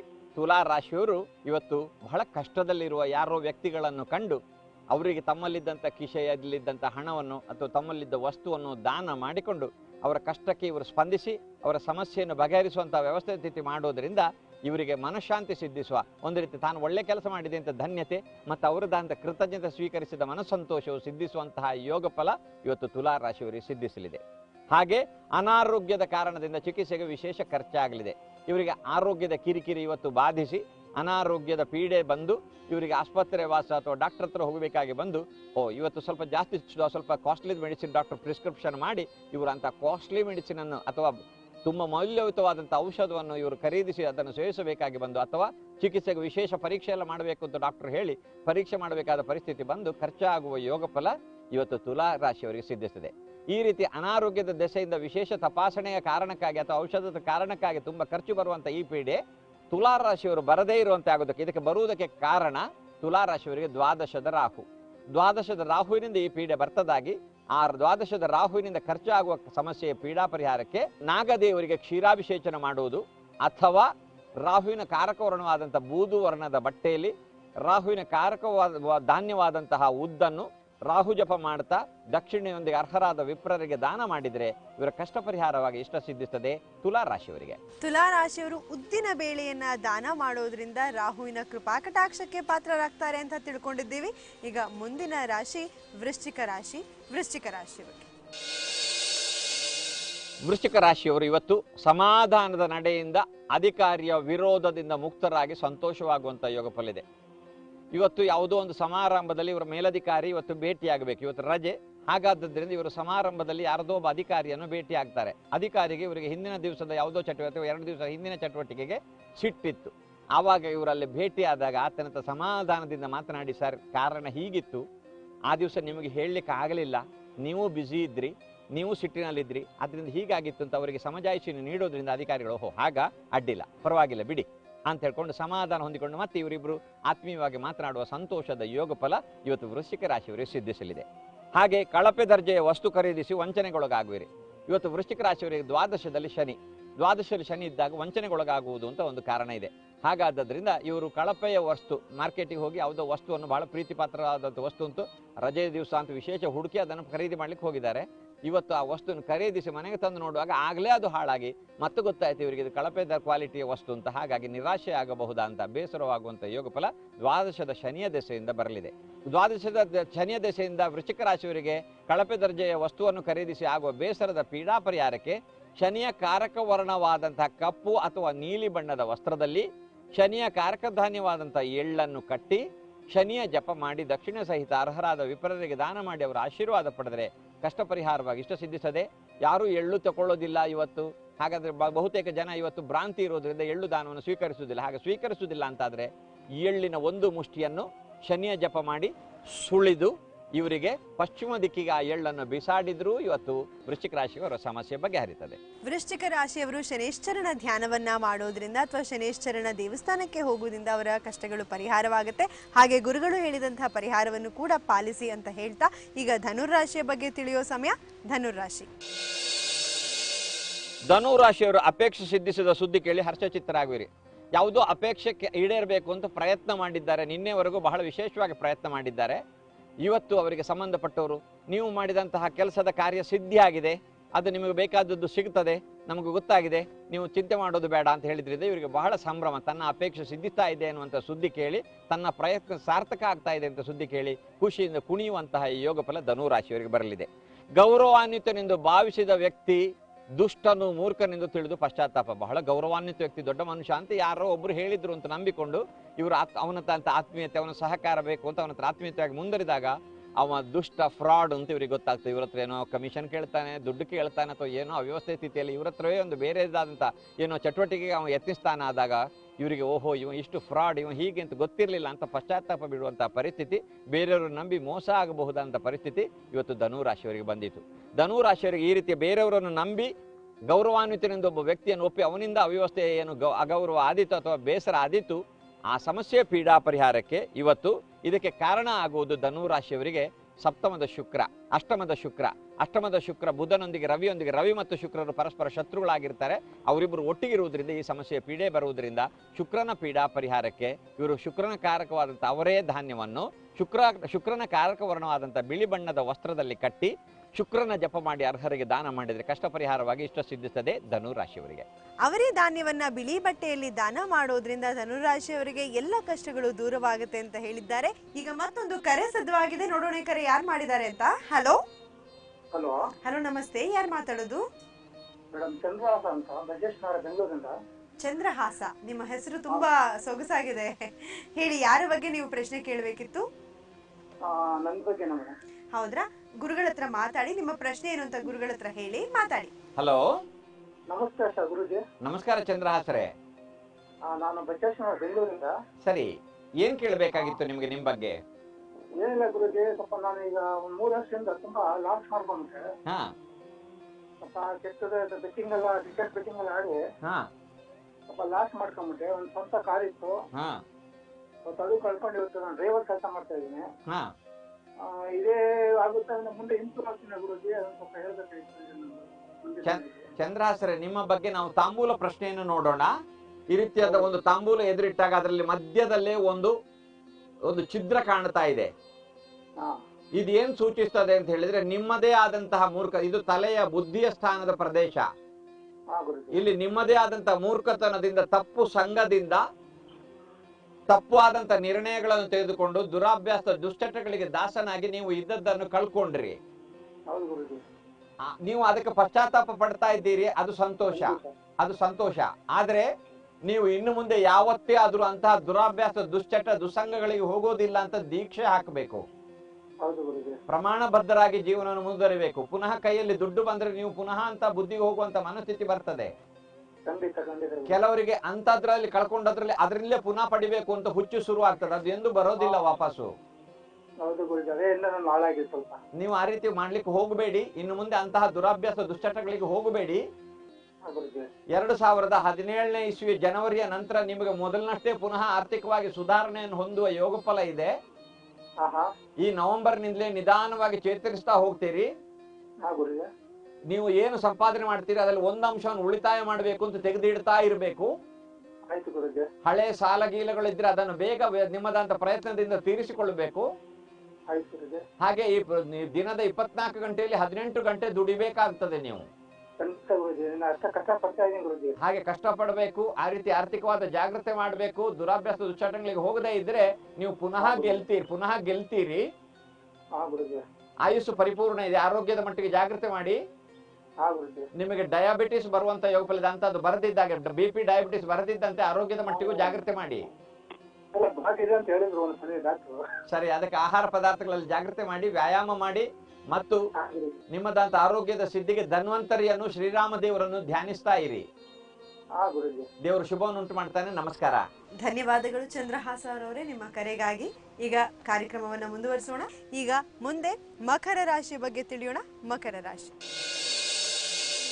ಮಕರ ರಾಶಿಯವರಿಗೆ ಇವತ್ತು ಪಶು ಸಂಗೋಪನೆಯಲ್ಲಿ ಲಾಭ ಆಗಲಿದೆ. ಮಕರ ರಾಶಿಯವರು ಹೈನುಗಾರಿಕೆಯವರಾಗಿದ್ದರೆ ದನ ಸಾಕ್ತಾರೆ ಅಥವಾ ಪಶು ಸಾಕಣೆ ಮಾಡ್ತಾ ಇದ್ದಾರೆ ಅಂತಾದರೆ ಅದರಲ್ಲಿ ಇವತ್ತು ಇವರದಂಥ ಪಶುಸಂಗೋಪನಾ ಉತ್ಪಾದನೆ ಹಾಲಿರ್ಬೋದು, ಇತರೆ ಗಿಣ್ಣು ಇರ್ಬೋದು, ತುಪ್ಪ ಇರ್ಬೋದು, ಅದಕ್ಕೆ ಒಳ್ಳೆ ವಿಕ್ರಯಣದ ಗಿರಾಕಿಗಳು ದೊರಕಿ ಇವತ್ತು ಅವರ ವಸ್ತುಗಳೆಲ್ಲ ವಿಕ್ರಯವಾಗಿ ಒಳ್ಳೆ ಲಾಭ ಆಗಿ ಖುಷಿ ಆಗುವಂತಹ ಯೋಗ ಫಲ ಇವತ್ತು ಮಕರ ರಾಶಿಯವರಿಗಿದೆ. ಹಾಗೆ ಮಡದಿಯ ಒಳ್ಳೆ ಕನಸು ನನಸು ಆಗಲಿಲ್ಲವೆಂದು ಬೇಸರವಾಗಲಿದೆ. ಮಕರ ರಾಶಿಯವರು ಗಂಡಾಗಿದ್ದರೆ ಹೆಂಡತಿ ಯಾವುದೋ ಕನಸು ಅವಳಿಗೆ ಒಂದು ಹೀಗೆ ಬೇಕು ಅಂತಿತ್ತು, ಇವತ್ತು ಅದನ್ನು ಮಾಡಿಸಿಕೊಡ್ತೇನೆ ಅಂತ ಹೇಳಿದರು, ಆ ವ್ಯವಸ್ಥೆ ಮಾಡಲಿಕ್ಕೆ ಆಗಲಿಲ್ಲ ಅಂತಾಗಿ ಪಶ್ಚಾತ್ತಾಪ. ಅಥವಾ ಹೆಂಡತಿ ಆಗಿದ್ದರೆ, ಮಕರ ರಾಶಿಯವರು ಹೆಂಡತಿ ಆಗಿದ್ದರೆ ಗಂಡನ ಅಪೇಕ್ಷೆ ಈಡೇರಿಕೆ ಆಗೋದಿಲ್ಲ ಅಂತ ಪಶ್ಚಾತ್ತಾಪ. ಗಂಡ ಇವತ್ತು ರಜೆ ಇದೆ, ಒಳ್ಳೆಯ ತಿಂಡಿ ಮಾಡು, ನನಗೆ ಇಂಥದ್ದು ತಿನ್ನಬೇಕು ಅಂತ ಮನಸ್ಸಿದೆ ಅಂತ ಹೇಳಿದ್ದಾರೆ. ಇವರಿಗೆ ಆಕಸ್ಮಿಕವಾಗಿ ಎಲ್ಲಿಯೋ ಹೋಗಬೇಕಾಗಿ ಬಂದು ಆ ತಿಂಡಿ ಮಾಡಿ ಕೊಡ್ಲಿಕ್ಕೆ ಆಗೋದಿಲ್ಲ ಗಂಡನಿಗೆ ಅಂತ ಬೇಸರ ಮಾಡಬೇಡಿ ಅಂತ ಇವರು ಪಶ್ಚಾತ್ತಾಪ ಬಿಟ್ಟು ಅವರಿಗೂ ಸ್ವಲ್ಪ ಬೇಸರ ಆಯಿತು ಅಂತ ಬೇಸರ ಪಡುವಂಥ ಯೋಗ ಫಲ ಮಕರ ರಾಶಿಯವರು ಸಿದ್ಧಿಸ್ತದೆ. ಈ ರೀತಿಯಾದಂಥ ಸಮಸ್ಯೆ ಪೀಡಾ ಪರಿಹಾರಕ್ಕೆ ಇದಕ್ಕೆ ಕಾರಣ ಆಗುವುದು ಮಕರ ರಾಶಿಯವರಿಗೆ ಸಪ್ತಮದ ಶುಕ್ರನ ದಶೆಯಿಂದಾಗಿ ದಾಂಪತ್ಯದಲ್ಲಿ ಅಸಮಾಧಾನ ಆಗುವ ಈ ಸಮಸ್ಯೆಯ ಪೀಡಾ ಪರಿಹಾರಕ್ಕೆ, ಶುಕ್ರನ ಪೀಡಾ ಪರಿಹಾರಕ್ಕೆ ದುರ್ಗಾದೇವಿಗೆ ಕೆಂಪು ಪುಷ್ಪದ ಅರ್ಚನೆಯನ್ನು ಮಾಡಿದರೆ ದುರ್ಗಾನುಗ್ರಹ ಸಿದ್ಧಿಸಿ ಕಷ್ಟ ಪರಿಹಾರವಾಗಿ ಇಷ್ಟ ಸಿದ್ಧಿಸ್ತದೆ ಮಕರ ರಾಶಿಯವರಿಗೆ. ದುರ್ಗಾದೇವಿಗೆ ಕೆಂಪು ಹೂಗಳನ್ನ ಅರ್ಪಿಸೋದ್ರಿಂದ ಮಕರ ರಾಶಿಯವರಿಗೆ ಶುಭವಾಗುತ್ತೆ ಅಂತ ತಿಳಿಸಿದ್ದಾರೆ. ಈಗ ಕುಂಭರಾಶಿಯ ಬಗ್ಗೆ ತಿಳಿಯೋಣ. ಕುಂಭರಾಶಿಯವರಿಗೆ ಅಪೇಕ್ಷಿತ ವ್ಯಕ್ತಿಯ ಭೇಟಿಯಾಗಿ ಖುಷಿ ಆಗಲಿದೆ. ಕುಂಭರಾಶಿಯವರು ಯಾರೋ ಒಬ್ಬ ಅಪೇಕ್ಷಿತ ವ್ಯಕ್ತಿಯನ್ನು ಭೇಟಿಯಾಗಬೇಕು ಅಂತ ಅವರ ಮನೆಗೆ ಹೋಗಿದ್ದಾರೆ ಅಥವಾ ಎಲ್ಲಿಯೋ ಹುಡುಕಿಕೊಂಡು ಹೋದವಾಗ ಇವತ್ತು ಭಾನುವಾರದಿಂದ ಹುಡುಕಿಕೊಂಡು ಹೋಗಿದ್ದಾರೆ. ಆವಾಗ ಅಪೇಕ್ಷಿತ ವ್ಯಕ್ತಿ ಅಪೇಕ್ಷಿತ ತಾಣದಲ್ಲಿ ಇವರಿಗೆ ಸಿಕ್ಕಿ ಖುಷಿ ಆಗ್ತದೆ. ಪ್ರೇಮಿಗಳಾಗಿದ್ದರೆ ಪ್ರೇಮಿಗಳ ಅಲ್ಲಿ ಸಂಧಿಸುವಿಕೆ, ಮಿತ್ರರಾಗಿದ್ದರೆ ಮಿತ್ರರ ಸಂಧಿಸುವಿಕೆ, ಹೀಗೆ ಅಪೇಕ್ಷಿತ ವ್ಯಕ್ತಿಯ ಭೇಟಿಯಾಗಿ ಖುಷಿಯಾಗುವಂತಹ ಯೋಗ ಫಲ ಇವತ್ತು ಕುಂಭರಾಶಿಯವರಿಗೆ ಸಿದ್ಧಿಸಲಿದೆ. ಎದೆನೋವು ಕಾಣಿಸಿಕೊಂಡು ಹೃದಯ ಸಮಸ್ಯೆಯ ಭೀತಿ ಕಾಡಲಿದೆ. ಸ್ವಲ್ಪ ಎದೆನೋವು, ನಿನ್ನೆ ಏನೋ ವಾಯುವಿನ ಪದಾರ್ಥ ತಿಂದಿದ್ದಾರೆ, ಇವತ್ತು ಎದೆಯಲ್ಲಿ ಸ್ವಲ್ಪ ಸೆಳೆತ ಶುರುವಾಗಿದೆ. ನನಗೆ ಹಾರ್ಟ್ ಅಟ್ಯಾಕ್ ಆಗ್ತದೋ ಏನೋ, ಅಥವಾ ಲಂಗಿಗೆ ಏನೋ ಸಮಸ್ಯೆ ಆಗಿದೆ, ಹೃದಯ ಅಥವಾ ಶ್ವಾಸಕೋಶಕ್ಕೆ ಏನೋ ಸಮಸ್ಯೆ ಆಗಿದೆಯೋ ಏನೋ ಅಂತ ಸ್ವಲ್ಪ ಪುಕ್ಕಲ ಸ್ವಭಾವದವರಾಗಿ ಭೀತರಾಗಿ ಏನೋ ತೊಂದರೆ ಆಗಿದೆಯೋ ಏನೋ ಅಂತ ಡಾಕ್ಟರ್ ಹತ್ರ ಓಡಿ ಕಡೆಗೆ ಎಂಥದ್ದು ಮಾರ್ರೆ ನಿಮಗೇನೂ ಇಲ್ಲ, ಸುಮ್ಮನೆ ಹೆದರ್ತಾ ಇದ್ದೀರಿ ಅಂತ ಅವ್ರು ತಿಳಿಸಿ ಇವರು ಒಮ್ಮೆ ಭೀತರಾಗಿ ಭಯಪಟ್ಟು ಮತ್ತೆ ಸಮಾಧಾನ ಹೊಂದುವಂಥ ಯೋಗ ಫಲ ಇವತ್ತು ಕುಂಭರಾಶಿಯವರಿಗೆ ಸಿದ್ಧಿಸಿತು. ಇಂತಹ ಸಮಸ್ಯೆಗೆ ಕಾರಣನಾಗುವುದು ನವಮದ ಶನಿ ಆಗಿದ್ದರಿಂದ ಕುಂಭರಾಶಿಯವರಿಗೆ ಆ ನವಮದ ಶನಿಯ ಪೀಡಾ ಪರಿಹಾರಕ್ಕೆ ಶನಿ ಜಪವನ್ನು ಮಾಡುವುದು, ಶನಿಯ ಮಂತ್ರವನ್ನು ಜಪಿಸುವುದು ಅಥವಾ ಆಂಜನೇಯ ದೇವಾಲಯಕ್ಕೆ ಪ್ರದಕ್ಷಿಣ ನಮಸ್ಕಾರವನ್ನು ಸಲ್ಲಿಸುವುದು ಮಾಡುವುದರಿಂದ ಶನಿಯ ಪೀಡೆ ಪರಿಹಾರ ಆಗಿ ಇಷ್ಟ ಸಿದ್ಧಿಸಿ ನೆಮ್ಮದಿ ಬರ್ತದೆ. ಹೃದಯ ಸಂಬಂಧ ಶ್ವಾಸಕೋಶದ ಏನು ಸಮಸ್ಯೆ ಇಲ್ಲ ಅಂತ ಸಮಾಧಾನ ಬರುವ ಯೋಗ ಫಲ ಕುಂಭರಾಶಿಯವರಿಗೆ ಸಿದ್ಧಿಸಬೇಕಿದೆ. ಶನೇಶ್ವರನ ಮತ್ತು ಆಂಜನೇಯನ ಧ್ಯಾನವನ್ನ ಮಾಡೋದ್ರಿಂದ ಕುಂಭರಾಶಿಯವರಿಗೆ ಎಲ್ಲವೂ ಸುಗಮವಾಗಿ ನಡೆಯುತ್ತೆ ಅಂತ ತಿಳಿದಿದ್ದೀವಿ. ಈಗ ಮೀನರಾಶಿಯ ಬಗ್ಗೆ ತಿಳಿಯೋ ಸಮಯ. ಮೀನರಾಶಿಯವರಿಗೆ ಹಿರಿಯರೊಂದಿಗೆ ರಾಜಿಯಾಗಿ ಖುಷಿ ಆಗಲಿದೆ. ಅವರಿಗೂ ಅವರ ಹಿರಿಯರಿಗೂ, ಅಜ್ಜನಿಗೋ ಅಪ್ಪನಿಗೋ ಚಿಕ್ಕಪ್ಪನಿಗೋ ದೊಡ್ಡಪ್ಪನಿಗೋ ಇವರದೊಂದು ಕೂಡು ಕುಟುಂಬ ಇತ್ತು. ಆ ಕೂಡು ಕುಟುಂಬದ ಸದಸ್ಯರೊಳಗೆ ಯಾವುದೋ ವಿವಾದ ಆಗಿ ವಿರೋಧ ಆಗಿ ಇವರು ಅವ್ರ ಮುಖ ನೋಡಿದ್ರೆ ಇವರು ಮುನಿಸಿಕೊಳ್ಳೋದು, ಇವರು ಮುಖ ನೋಡಿದ್ರೆ ಅವರು ಮುಖ ಆಚೆ ತಿರುಗಿಸುವುದು, ಹೀಗಾಗಿ ಕಳೆದ ಕೆಲವು ದಿವಸದಿಂದ ಮುಸುಕಿನೊಳಗಿನ ಗುದ್ದಿನಂತಹ ಒಂದು ವಾತಾವರಣ ಮನೆಯಲ್ಲಿ ಸೃಷ್ಟಿಯಾಗಿತ್ತು. ಹಾಗಿದ್ದು ಇವರು ಬಹಳ ಕಳವಳ ಪಡ್ತಾ ಇದ್ದಾರೆ. ಯಾಕಂದ್ರೆ ಇವರಿಗೆ ಅವರು ಬಹಳ ಇಷ್ಟ, ಆದರೆ ಅವರು ಯಾಕೋ ಒಂದು ಸಿಟ್ಟು ಮಾಡಿದ್ದಾರೆ, ಇವರಿಗೂ ಅವ್ರ ಮೇಲೆ ಸಿಟ್ಟು. ಹೀಗಾಗಿ ಕಾರಣವಶದಿಂದ ಅವ್ಯವಸ್ಥೆ ಆದದ್ದು. ಇವತ್ತು ಅವರಿಬ್ಬರೊಳಗೆ ಏನೋ ಒಂದು ಕಾರಣಕ್ಕೆ ಇವರೇನೋ ತಮಾಷೆ ಮಾಡಿದಾಗ ಅವರಿಗೆ ಜೋರು ನಗು ಬಂತು. ಆಮೇಲೆ ಅವ್ರು ನಕ್ಕರು, ಇವರು ನಕ್ಕರು. ಆನಂತರ ಇಬ್ಬರು ನಗ್ತಾ ಮಾತನಾಡಿದ್ರು. ಸಮಸ್ಯೆ ಸುಲಭದಲ್ಲಿ ತಿಳಿಯಾಯಿತು, ರಾಜಿ ಆಯಿತು. ಖುಷಿ ಆಗುವ ಯೋಗ ಫಲ ಮೀನರಾಶಿಯವರು ಸಿದ್ಧಿಸ್ತದೆ. ಹೊಸ ಭೂ ವಿವಾದ ಸೃಷ್ಟಿಯಾಗಿ ಕಿರಿಕಿರಿ ಆಗಲಿದೆ. ಮೀನರಾಶಿಯವರಿಗೆ ಇದುವರೆಗೆ ಇಲ್ಲದಂಥ ಒಂದು ಹೊಸತಾದಂಥ ತಗಾದೆ ಯಾವುದೋ ಒಂದು ರೀತಿಯಲ್ಲಿ ಇದು ಇವರದ ಯಾರೊಬ್ಬ ಸರ್ವೆಗೆ ಬಂದರು, ಇವರ ಪಕ್ಕದ ಜಾಗದವರು ಸರ್ವೆ ಮಾಡಿಸಿದಾಗ ನಿನ್ನೆ ಸರ್ವೆ ಮಾಡಿಸಿದ್ದಾರೆ, ಅವರು ಇವತ್ತು ಬಂದು ನಿನ್ನೆ ಸರ್ವೆ ಮಾಡಿಸಿದ್ದೇವೆ, ಸ್ವಲ್ಪ ನಿಮ್ಮ ಜಾಗದಲ್ಲಿ ನಮ್ಮ ಜಾಗ ಉಂಟು ಅಂತ ಏನೋ ತಕರಾರು ತೆಗೆದ್ರು. ಇದು ಇವತ್ತಿನವರೆಗೆ ಇಲ್ಲದ ಹೊಸ ಭೂತಗಾದೆ ಬಂತು ಅಂತ ಗೊತ್ತಾಗಿ ತಲೆಬಿಸಿ ಆಗಬಹುದಾ ಅಂತ ಯೋಗ ಫಲ ಮೀನರಾಶಿಯವರಿಗಿದೆ. ಹೀಗೆ ಮೀನರಾಶಿಯವರಿಗೆ ಈ ಸಮಸ್ಯೆಗೆ ಕಾರಣನಾಗುವುದು ಅಷ್ಟಮದ ಕುಜ ಈ ರೀತಿಯಾದ ಸಮಸ್ಯೆಯನ್ನು ನೀಡುತ್ತಾನೆ. ಈ ಅಷ್ಟಮದ ಕುಜನ ಈ ಪೀಡಾ ಪರಿಹಾರಕ್ಕೆ ಮೀನರಾಶಿಯವರು ಷಣ್ಮುಖನ ಧ್ಯಾನ ಮಾಡುವುದು ಅಥವಾ ತೊಗರಿಯನ್ನು ದಾನ ಮಾಡುವುದರಿಂದ ಅವರದಾದಂಥ ಈ ಭೂವಿವಾದದ ತಕರಾರು ಪರಿಹಾರವಾಗಿ ನೆಮ್ಮದಿ ಸಿಕ್ಕಿ ಸಮಾಧಾನ ಸಿಗ್ತದೆ, ನೆಮ್ಮದಿ ಬರ್ತದೆ. ಎಲ್ಲ ರಾಶಿ ಫಲಗಳ ಬಗ್ಗೆ ತಿಳ್ಕೊಂಡಿದ್ದೀವಿ. ಈಗ ಒಂದು ಪುಟ್ಟ ವಿರಾಮವನ್ನ ತಗೊಳ್ಳೋಣ.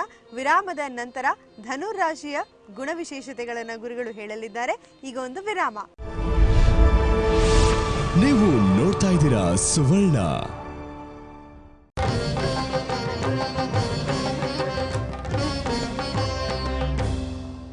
ವಿರಾಮದ ನಂತರ ಕಾರ್ಯಕ್ರಮಕ್ಕೆ ಸ್ವಾಗತ. ಈಗ ಧನುರ್ ರಾಶಿಯವರ ಗುಣಲಕ್ಷಣದ ಬಗ್ಗೆ ಗುರುಗಳು ತಿಳಿಸ್ತಾರೆ. ಹೇಳಿ ಗುರುಗಳೇ. ಧನು ರಾಶಿಯವರು ಉದ್ದ ಮುಖದವರಾಗಿರ್ತಾರೆ. ಅವರ ಮುಖ ಸ್ವಲ್ಪ ಉದ್ದ ಮುಖವಾಗಿರ್ತದೆ.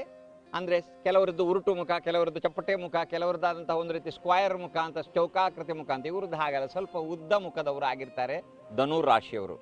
ಹಾಗೆ ದೀರ್ಘ ಕುತ್ತಿಗೆ, ಇವರ ಕೊರಳು ಕೆಲವರು ಹೇಳ್ತಾರೆ ಒಂಟೆ ಕುತ್ತಿಗೆ ಮಾರೆ ಅವನದ್ದು ಅಥವಾ ಅವಳದ್ದು ಅಂತ. ಹಾಗೆ ಇವರದ್ದು ಸ್ವಲ್ಪ ಆಕಾರಕ್ಕಿಂತ ಉದ್ದವಾದಂಥ ಕುತ್ತಿಗೆಯನ್ನು ಧನು ರಾಶಿಯವರು ಹೊಂದಿರ್ತಾರೆ. ತಂದೆಯ ಸಂಪತ್ತನ್ನು, ಪಿತ್ರಾರ್ಜಿತ ಆಸ್ತಿಯನ್ನು ಹೊಂದುವಂಥ ಸುಯೋಗ ಧನು ರಾಶಿಯವರಿಗೆ ಇತರರಿಗಿಂತ ಹೆಚ್ಚಿರ್ತದೆ. ತಂದೆಯದಂಥ ಆಸ್ತಿಯಲ್ಲಿ ವಿಶೇಷವಾದಂಥ ಪ್ರಯೋಜನವನ್ನು ಪಡೆಯುವಂತಹ ಯೋಗ ಫಲವು ಬರ್ತದೆ. ಧನು ರಾಶಿಯವರು ಒಳ್ಳೆಯ ದಾನಿಗಳಾಗಿರ್ತಾರೆ. ಇವರು ಕೊಡುಗೈ ದಾನಿಗಳಾಗಿರ್ತಾರೆ. ಇವ್ರ ಹತ್ರ ಏನಿದೆ ಅದರಲ್ಲಿ ಒಂದಂಶವನ್ನು ದಾನ ಮಾಡಿ ಸಮಾಜದ ಹಿತಕ್ಕಾಗಿ ಕೆಲಸ ಮಾಡುವಂತಹ ಸದ್ವಿನಿಯೋಗದ ಸದ್ಬುದ್ಧಿಯ ಮನುಷ್ಯರು ಆಗಿರ್ತಾರೆ. ಇವರು ಒಳ್ಳೆಯ ಬಲಿಷ್ಠರಾಗಿರ್ತಾರೆ. ದೇಹ ಸೌಷ್ಠವ ಇತ್ಯಾದಿಗಳೆಲ್ಲ ಒಳ್ಳೆಯ ಬಲಿಷ್ಠರಾದಂಥ ಶಕ್ತಿಶಾಲಿ ವ್ಯಕ್ತಿಗಳೂ ಆಗಿರ್ತಾರೆ. ಒಳ್ಳೆಯ ಮಾತುಗಾರರಾಗಿರ್ತಾರೆ. ಧನು ರಾಶಿಯವರು ಒಳ್ಳೆಯ ವಾಗ್ಮಿಗಳಾಗಿರ್ತಾರೆ. ಯಾವುದೇ ವಿಷಯವನ್ನು ಸ್ಪಷ್ಟವಾದ ಶಬ್ದಗಳೊಂದಿಗೆ ವಿಚಾರ ಭೂಯಿಷ್ಠವಾಗಿ ಸುವ್ಯವಸ್ಥಿತವಾಗಿ ಸುಂದರವಾಗಿ ಮಾತನಾಡಿ ಜನಾನುರಾಗ ಗಳಿಸಬಲ್ಲಂತಹ ಮಾತುಗಾರರು ಆಗಿರ್ತಾರೆ ಇವರು. ಇವರದ್ದು ತೋರವಾದಂತಹ ಉದ್ದವಾದಂತಹ ಹಲ್ಲುಗಳು, ಇವರದಂಥ ಹಲ್ಲು ಸ್ವಲ್ಪ ಅಗಲ ಮತ್ತು ಸ್ವಲ್ಪ ಉದ್ದ, ಬಾಯಿಯೊಳಗೆ ಹೀಗಿರುವಂತಹ ಒಂದು ಆಕಾರವನ್ನು ಹೊಂದಿರ್ತಾರೆ ಧನು ರಾಶಿಯವರು. ಇವರ ಕಿವಿ ಸ್ವಲ್ಪ ಆಕಾರದಲ್ಲಿ ಉದ್ದದ ಮುಖ ಆದಾಗ ಅದಕ್ಕೆ ಸರಿಯಾಗಿ ಕಿವಿಯೂ ಉದ್ದ ಇರ್ತದೆ, ತುಟಿಯೂ ಸ್ವಲ್ಪ ದಪ್ಪ ಇರ್ತದೆ, ಕಣ್ಣು ಸ್ವಲ್ಪ ಅಗಲವಾಗಿರ್ತದೆ. ಈ ರೀತಿಯಾದ ಯೋಗಫಲ ಇರ್ತದೆ. ಉಗುರು ಸ್ವಲ್ಪ ಇವರದ್ದು ಆಗಾಗ್ಗೆ ಸ್ವಲ್ಪ ಕೆಡುವುದು, ಉಗುರು ಸುತ್ತಾಗೋದು ಅಥವಾ ಉಗುರಿನಲ್ಲಿ ಏನಾದರೂ ಸ್ವಲ್ಪ ಕಿರಿಕಿರಿ ಆಗೋದು ಇತ್ಯಾದಿಗಳಂತ ಉಂಟಾಗುವಂಥ ಯೋಗಫಲ ಇದೆ. ಉದ್ದವಾದ ಮೂಗಿರ್ತದೆ ಮತ್ತು ಉದ್ದವಾದ ಮುಖಕ್ಕೆ ಸರಿಯಾದಂಥ ಉದ್ದವಾದ ಮೂಗುವನ್ನು ಹೊಂದಿರ್ತಾರೆ. ಮತ್ತು ಬಹು ಕಾರ್ಯಾಸಕ್ತರು. ಅವರು ಮಲ್ಟಿ ಟಾಸ್ಕರ್ಸ್ ಅಂತ, ಅಂದರೆ ಒಂದಲ್ಲ ಎರಡೆರಡು ಮೂರು ಕೆಲಸಗಳನ್ನು ಏಕಕಾಲದಲ್ಲಿ ಹಮ್ಮಿಕೊಂಡು ಮಾಡುವಂಥ ಕಾರ್ಯಕ್ರಮವನ್ನು ಮಾಡ್ತಾ ಇರ್ತಾರೆ. ಹೀಗೆ ಮಲ್ಟಿ ಟಾಸ್ಕ್ ಮಾಡಬಲ್ಲಂಥ ಕೆಲಸಗಾರರು ಆಗಿರ್ತಾರೆ ಧನು ರಾಶಿಯವರು. ಹಾಗೆ ತುಂಬ ಕಾರ್ಯಕಾರಣದಲ್ಲಿ ಆಸಕ್ತರು ಆಗಿರ್ತಾರೆ. ಇವರು ಚಿತ್ರಕಲಾದಿ ನೈಪುಣ್ಯವನ್ನು ಹೊಂದಿರ್ತಾರೆ ಹಾಗೂ ಚಿತ್ರಕಲಾದಿಗಳನ್ನು ಇವರು ಪ್ರೀತಿಸುವವರಾಗಿರ್ತಾರೆ. ಇವರು ಕಲಾ ಪ್ರೀತಿಯವರು ಆಗಿರ್ತಾರೆ, ಕಲಾವಿದರು ಆಗಿರ್ತಾರೆ, ಕಲಾಭಿಜ್ಞರೂ ಆಗಿರುವಂತಹ ಯೋಗ ಫಲ ಇವರಿಗಿದೆ. ಇವರು ಶಿಲ್ಪಕಲೆಯನ್ನು ನುರಿತವರಾಗಿರುವಂಥ ಸಾಧ್ಯತೆ ಕೆಲವು ಧನುರಾಶಿಯವರು ಇವತ್ತು ಶಿಲ್ಪಕಲೆಯಲ್ಲಿ ನಿಷ್ಣಾತರಾಗಿದ್ದವರು ಸಾಮಾನ್ಯ ನೋಡಿದರೆ ಅವರದ್ದು ಧನುರಾಶಿ ಆಗಿರುವ ಸಂಭವವು ಹೆಚ್ಚು. ವಿವಿಧ ಶಾಸ್ತ್ರಗಳಲ್ಲಿ ಪ್ರೌಢಿಮೆಯನ್ನು ಹೊಂದಿರ್ತಾರೆ. ಇವರು ಶಾಸ್ತ್ರಜ್ಞಾನಿಗಳು ಆಗಿರ್ತಾರೆ, ಒಳ್ಳೆ ಪ್ರೌಢ ಬುದ್ಧಿಯವರಾಗಿರ್ತಾರೆ. ಧನುರಾಶಿ ಅಧಿಪತಿ ಗುರು ಆದದ್ರಿಂದ ಜ್ಞಾನಕ್ಕೆ, ಬುದ್ಧಿಗೆ, ವಿದ್ಯೆಗೆ ಎಲ್ಲ ಅವನು ಕಾರಕನಾದ್ದರಿಂದ ಧನುರಾಶಿಯವರು ಒಳ್ಳೆ ಜ್ಞಾನಿಗಳು, ಒಳ್ಳೆ ಬುದ್ಧಿಜೀವಿಗಳು, ಒಳ್ಳೆ ಬುದ್ಧಿವಂತರು ಮತ್ತು ಪ್ರತ್ಯುತ್ಪನ್ನ ಮತಿಗಳು ಆಗಿರ್ತಾರೆ ಧನುರಾಶಿಯವರು. ಹಾಗೆ ಮತ್ತು ಸುಲಭದಲ್ಲಿ ಯಾರಿಂದಲೂ ಇವರನ್ನು ಜಯಿಸಲಿಕ್ಕೂ ಬರೋದಿಲ್ಲ. ಮತ್ತು ಬಂಧುಗಳು ಇವರದಂಥ ನಿಷ್ಣಾತಗಿರಿ, ಇವರ ಶ್ರೀಮಂತಿಗೆ, ಇವರದಾದ ಕೆಪಾಸಿಟಿ ಇದೆ, ಇವರನ್ನು ಸ್ವಲ್ಪ ಅಸೂಯೆ ಪಡ್ತಾರೆ. ಬಂಧುಗಳ ಅಸೂಯೆಗೆ, ದ್ವೇಷಕ್ಕೂ ಇವರು ಕಾರಣರಾಗ್ತಾರೆ. ಸಮಾಧಾನದಿಂದ ಇವರನ್ನು ಯಾರೂ ಪ್ರೀತಿಸಿ ಗೆಲ್ಲಬಹುದಾಗ್ತದೆ. ಸಿಟ್ಟಿನಿಂದ ಇವರನ್ನು ಯಾರೂ ಆಳ್ಲಿಕ್ಕಾಗೋದಿಲ್ಲ. ಸಮಾಧಾನದ ಮಾತನಾಡಿ ಪ್ರೀತಿಸಿದರೆ ಜೀವಕ್ಕೆ ಜೀವ ಕೊಡಬಲ್ಲಂತಹ ಹೃದಯವಂತ ಮನುಷ್ಯರು ಧನುರಾಶಿಯವರು ಆಗಿರ್ತಾರೆ. ಹೀಗೆಲ್ಲ ಇವರದಾದ ಒಳ್ಳೆಯ ಗುಣಗಳನ್ನು ಹೇಳಿದ್ದಾರೆ. ಇವರದಂಥ ಎಲುಬುಗಳು ಗಟ್ಟಿಯಾಗಿದೆ, ದೃಷ್ಟಿಶಕ್ತಿ ಚೆನ್ನಾಗಿರ್ತದೆ, ಚಾಣಾಕ್ಷ ಮತಿಯವರಾಗಿರ್ತಾರೆ ಮತ್ತು ಒಳ್ಳೆಯ ಸಂತಾನ ಭಾಗ್ಯವನ್ನು ಹೊಂದಿರ್ತಾರೆ. ಇವರದಾದಂಥ ಜೀವನದಲ್ಲಿ ದೇವತಾ ಕಾರ್ಯಗಳಲ್ಲಿ ವಿಶೇಷವಾದಂತಹ ಶ್ರದ್ಧಾಭಕ್ತಿಯುಳ್ಳವರು ಆಗಿರ್ತಾರೆ ಧನುರಾಶಿಯವರು. ಇಂತಹ ಸದ್ಗುಣಗಳನ್ನು ಕೆಲವಷ್ಟು ಒಳ್ಳೆಯ ಯೋಗ ಫಲಗಳನ್ನು ಹೊಂದಿರ್ತಾರೆ. ಸುಂದರವಾದ ಶರೀರ, ಉದ್ದವಾದಂತಹ ಶಾರೀರಿಕ ಅಂಗಗಳನ್ನು ಹೊಂದಿದವರು ಆಗಿರ್ತಾರೆ. ಧನುರಾಶಿಯವರ ಗುಣಲಕ್ಷಣವನ್ನ ತಿಳ್ಕೊಂಡಿದ್ದೀವಿ. ಕಡೆಯದಾಗಿ ಇವತ್ತಿನ ಗುರುಮಂತ್ರ ಯಾವುದು ಅಂತ ಗುರುಗಳಲ್ಲಿ ಕೇಳೋ ಸಮಯ. ಗುರುಗಳೇ, ಇವತ್ತಿನ ಗುರುಮಂತ್ರ. ಭಾನುವಾರವಾದದ್ರಿಂದ ಶಿವಾನುಗ್ರಹ ಸಿದ್ಧಿಸಿದರೆ ನಮ್ಮ ಕಷ್ಟ ಎಲ್ಲ ಪರಿಹಾರ ಆಗ್ತದೆ. ಆದ್ದರಿಂದ ಶಿವನ ಧ್ಯಾನ ಮಾಡೋದು, ಶಿವನ ಮಂತ್ರೋಪದೇಶವನ್ನು ಪಡೆದರೆ ಅದು ಪರಿಪೂರ್ಣವಾದಂಥ ಪ್ರಯೋಜನವನ್ನು ಕೊಡ್ತದೆ ಅಂತ ಶಾಸ್ತ್ರ ಹೇಳ್ತದೆ. ಹಾಗಾದ್ದರಿಂದ ಉಗ್ರಾಯ ಉಗ್ರ ಗಣೇಶಾಯ ಭೀಮಾಯ ಭಯಹಾರಿಣೆ ಈಶಾನಾಯ ನಮಸ್ತುಭ್ಯಂ ಪಶೂನಾಂ ಪತಯೇ ನಮಃ. ಶಿವನು ಉಗ್ರನೂ ಹೌದು, ಉಗ್ರವಾದಂಥ ನಮ್ಮ ತಾಪತ್ರಯಗಳನ್ನು ಪರಿಹಾರ ಮಾಡಲು ಹೌದು. ಆತ ಭೀಮನೂ ಹೌದು, ಅರ್ಥಾತ್ ಬಲ ಭೀಮನು ವಿಶೇಷವಾದ ಶಕ್ತಿ ಸಾಮರ್ಥ್ಯವನ್ನು ಹೊಂದಿದವನು ಹೌದು. ಭೀಮಾಯ ಭಯಹಾರಿಣೆ, ಭೀಮವಾದಂಥ ನಮಗೆ ಬಹಳ ಗುರುತರವಾದ ಭಯಗಳನ್ನು ಪರಿಹಾರವನ್ನು ಮಾಡಬಲ್ಲವನು ಹೌದು. ಈಶಾನ್ಯ ದಿಕ್ಕಿನ ಒಡೆಯನೂ ಹೌದಾ ಅಂತಹ ಶಿವನನ್ನು ನಾನು ವಿಶೇಷ ಭಕ್ತಿಯಿಂದ ನಮಿಸ್ತೇನೆ ಅಂತ ಈ ಮಂತ್ರದ ಅರ್ಥ. ಉಗ್ರಾಯ ಉಗ್ರ ಗಣೇಶಾಯ. ಹಾಗಾದ್ರೆ ಇದು ಗಣೇಶ ಅಂದ್ರೆ ಗಣಪತಿಯೂ ಅಲ್ಲ, ಶಿವನು ಗಣಗಳಿಗೆಲ್ಲ ಅಧಿಪತಿ. ಹಾಗಾದ್ರಿಂದ ಆತ ಉಗ್ರ ಗಣೇಶಾಯ, ಉಗ್ರಾಯ ಉಗ್ರ ಗಣೇಶಾಯ ಭೀಮಾಯ ಭಯಹಾರಿಣೆ ಈಶಾನಾಯ ನಮಸ್ತುಭ್ಯಂ ಪಶೂನಾಂ ಪತೆಯೇ ನಮಃ. ಲೋಕದ ಎಲ್ಲ ಜೀವಿ ಜಂತುಗಳ ಪತಿಯಾಗಿರೋದ್ರಿಂದ ಅವನಿಗೆ ಪಶುಪತಿ ಅಂತಲೂ ಹೆಸರು. ಹಾಗಾದರೆ ಪಶುಗಳು ಅಂದರೆ ಎಲ್ಲರ ಎರಡು ಕಾಲಿನ ನಾಲ್ಕು ಪ್ರಾಣಿ, ಎಲ್ಲ ಪ್ರಾಣಿಗಳು ಪಶುಗಳು. ನಾವು ಒಂದು ರೀತಿಯ ಪಶುಗಳು ಅಂತಲೇ ಒಂದು ಶಾಸ್ತ್ರದ ಪ್ರಕಾರ ಹೇಳಲ್ಪಡ್ತದೆ. ಅಥವಾ ಆತ ಎಲ್ಲ ಪಶುಗಳಿಗೂ, ನಾಲ್ಕು ಕಾಲಿನ ಪಶುಗಳಿಗೆ ಆತ ಅಧಿಪತಿ. ಹಾಗಾದ್ರಿಂದ ಪಶುಪತಿ ಅಂತ ಆತನನ್ನು ನಾವು ಕರಿತೇವೆ. ಅಂತಹ ಪಶುನಾಂ ಪತಯೇ ನಮಃ ಅಂತ ಶಿವ ನಮ್ಮನ್ನು ಕಾಪಾಡಲಿ ಅಂತ ಪ್ರಾರ್ಥಿಸೋಣ. ಶಿವನ ಅನುಗ್ರಹದಿಂದ ನಮ್ಮ ಕಷ್ಟ ದೂರವಾಗಿ ಇಷ್ಟ ಸಿದ್ಧಿಸಲಿ, ಭಯ ಪರಿಹಾರವಾಗಲಿ, ಧೈರ್ಯ ಸಿದ್ಧಿಸಲಿ, ಲೋಕದಲ್ಲಿ ನುಗ್ಗಿ ಪ್ರವೃತ್ತಿಯಿಂದ ನಮ್ಮ ಜಯವನ್ನು ಸಾಧಿಸುವಂಥ ಶಕ್ತಿ ಸಾಮರ್ಥ್ಯ ನಮಗೆ ಲಭಿಸಲಿ ಅಂತ ಹೇಳ್ತಾ ದೇವ್ರ ಹತ್ರ ಪ್ರಾರ್ಥಿಸ್ತೇನೆ. ಎಲ್ಲರಿಗೂ ಶುಭವಾಗಲಿ. ನಮಸ್ಕಾರ. ಧನ್ಯವಾದಗಳು ಗುರುಗಳೇ. ವಸುಮತೀಶ ಪಶುಪತೇಶ ನಟಜನ ಪರಿಪಾಲಕ ದೋಷನಾಶ ಶ್ರೀ ಮಹೇಶ ಪಾರ್ವತಿ ಪ್ರಿಯ ವಲ್ಲಭ. ಆ ಪಾರ್ವತಿ ಪ್ರಿಯನನ್ನ ನಮಿಸುತ್ತಾ ಇವತ್ತು ಅವನ ಅನುಗ್ರಹ ನಮ್ಮ ಮೇಲೆ ಇರಲಿ ಅಂತ ಹೇಳ್ತಾ ಈಗ ಕಾರ್ಯಕ್ರಮದಲ್ಲಿ ಒಂದು ಪುಟ್ಟ ವಿರಾಮವನ್ನ ತಗೊಳ್ಳೋಣ. ವಿರಾಮದ ನಂತರ ಪರಮ ಪೂಜ್ಯ ಗುರುಮಾತಾ ಅಮ್ಮಾರವರಿಂದ ಭಗವದ್ಗೀತಾ ಸಾರ. ನೀವು ನೋಡ್ತಾ ಇದ್ದೀರಾ ಸುವರ್ಣ.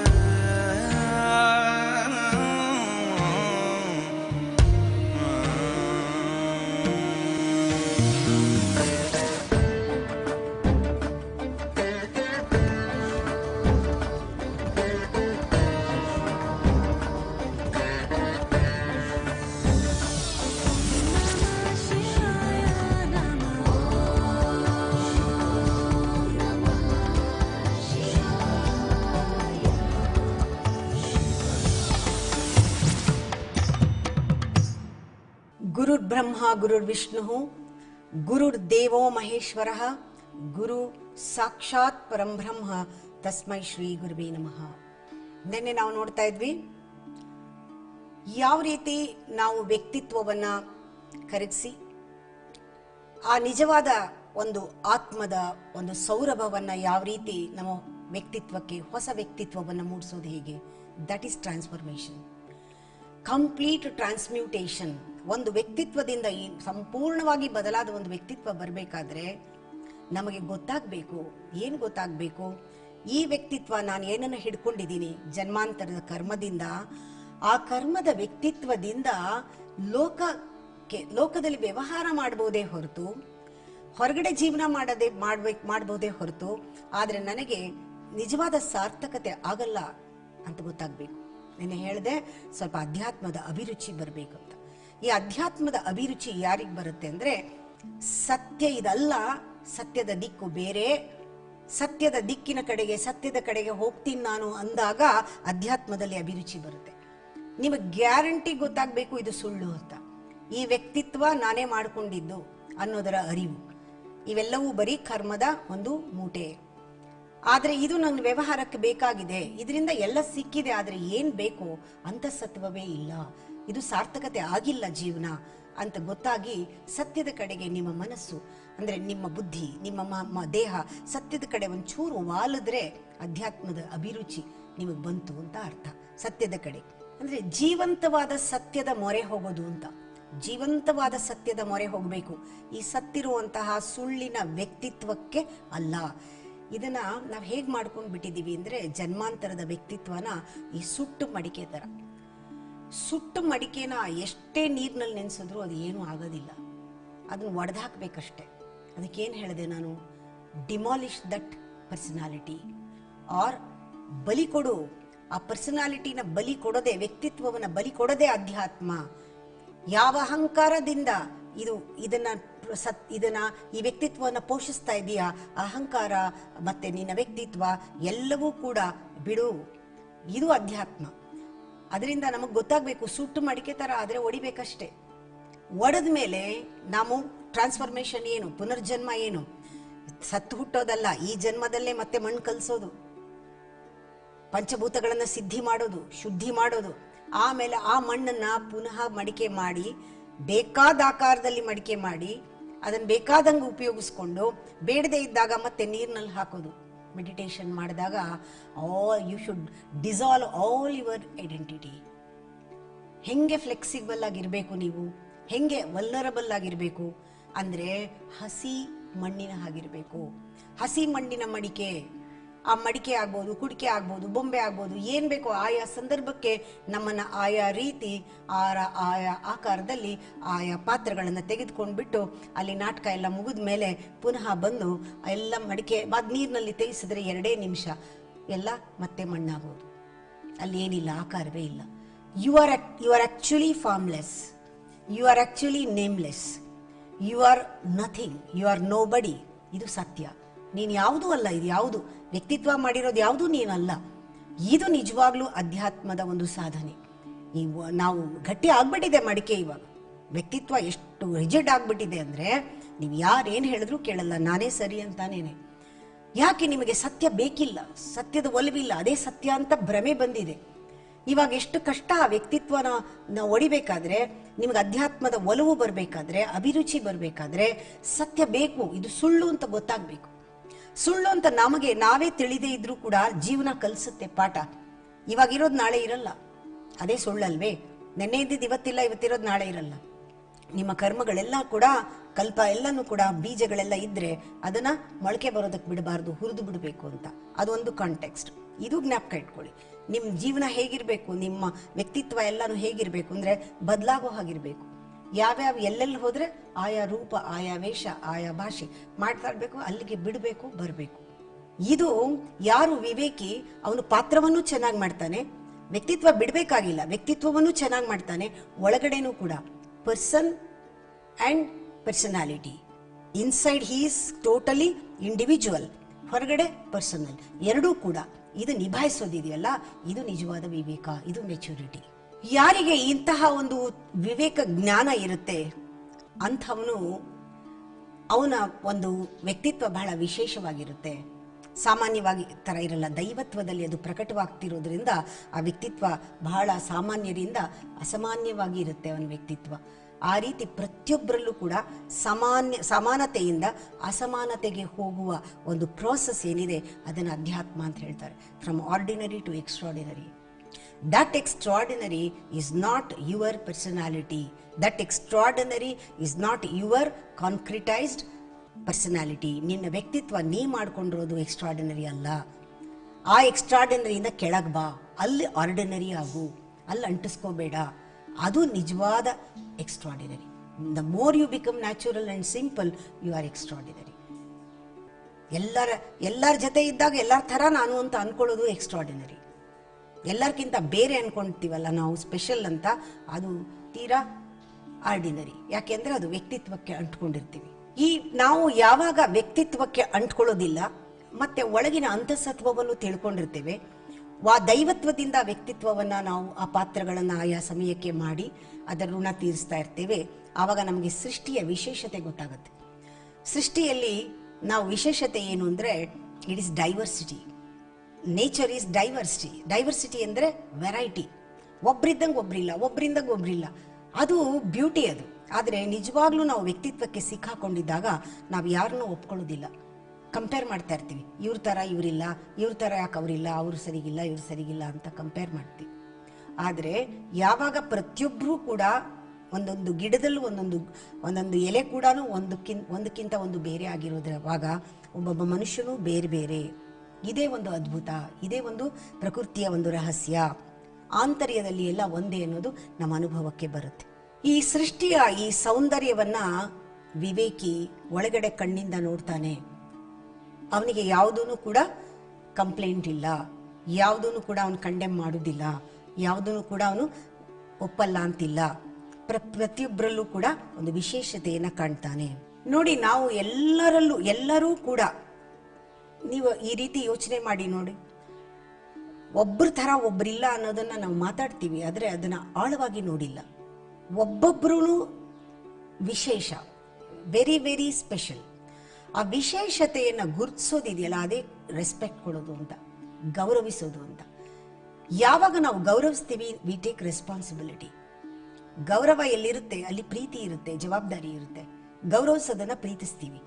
ಯಾಕೆ ಗೌರವಿಸ್ಬೇಕು ಅಂದರೆ ಅವನು ಹಾಗೇ ಇರೋದು, ಪ್ರತಿಯೊಬ್ಬರು ಹಾಗಾಗೇ ಇರೋದು. ಅವ್ರು ಹಾಗೇ ಇರೋಕ್ಕೆ ಸಾಧ್ಯ.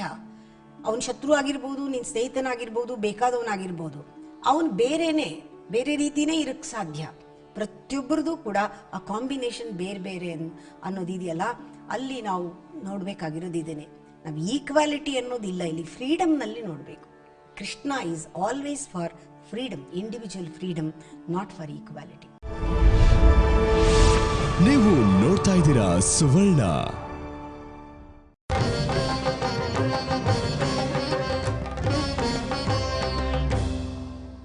ನಾವು ತಿಳ್ಕೋಬೇಕು ಈ ಕೋಪ ಎಲ್ಲಿಂದ ಬಂದು ಅಂದಾಗ ನನ್ನಲ್ಲಿ ಯಾವುದೋ ಒಳಗಡೆ ಜನ್ಮಾಂತರದ ಆಸೆಗಳು ಎದ್ದಿರಬೇಕು. ಅತೃಪ್ತವಾದ ಆಸೆಗಳಿರುತ್ತಲ್ಲ, ಅದು ನನ್ನಲ್ಲಿ ಭಯವನ್ನು ಉಂಟು ಮಾಡಿದೆ, ಲೋಭಿತನ ಬಂದಿದೆ, ಮೋಹ ಬಂದಿದೆ. ಇದು ಯಾವುದೋ ಒಂದು ಲೆವೆಲ್ನಲ್ಲಿ ಎಲ್ಲೋ ಸರಿ ಇಲ್ಲ. Inside something is wrong.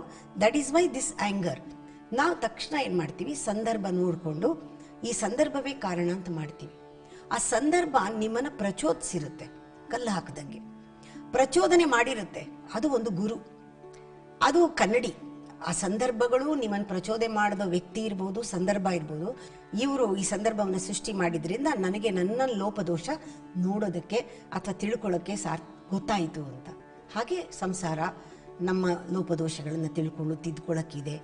ನಮ್ಮ ಸಂಬಂಧಗಳು ಅದಕ್ಕೆ ಇದೆ. ನಮ್ಮ ಎವಲ್ಯೂಷನ್ಗೋಸ್ಕರ ನಾವು ಪಾಸಿಟಿವ್ ಆಗಿ ತಗೊಂಡಾಗ ಎಂಥ ಹೊರಗಡೆ ನೆಗೆಟಿವ್ ಆಗಿ ನಡೀತಾ ಇದ್ರೂ ಕೂಡ it is for our evolution. ಇದು ವಿವೇಕ ನಮಗೆ ಬರುತ್ತೆ. ಹೀಗೆ ಬಂದಾಗ ಬರೋಕ್ಕೆ ಮುಂಚೆ ನಿಮಗೆ ಗೊತ್ತಾಗುತ್ತೆ, ಕೋಪ ಬಂದಾಗ ನಿಮ್ಮ ಮನಸ್ಸಿನಲ್ಲಿರೋ ಒಂದು ಎಮೋಷನ್ ಅದು. ಆ ಕೋಪ ನಿಮ್ಮ ದೇಹದ ಮೇಲೆ ಯಾವ ರೀತಿ ಪರಿಣಾಮ ಆಗುತ್ತೆ ಅಂತ ಗಮನಿಸಿ ನೋಡಿ. ನಿಮ್ಮ ಹೋಮ್ವರ್ಕ್ ಇದು, ಗಮನಿಸಿ, ಗೊತ್ತಾಗುತ್ತೆ.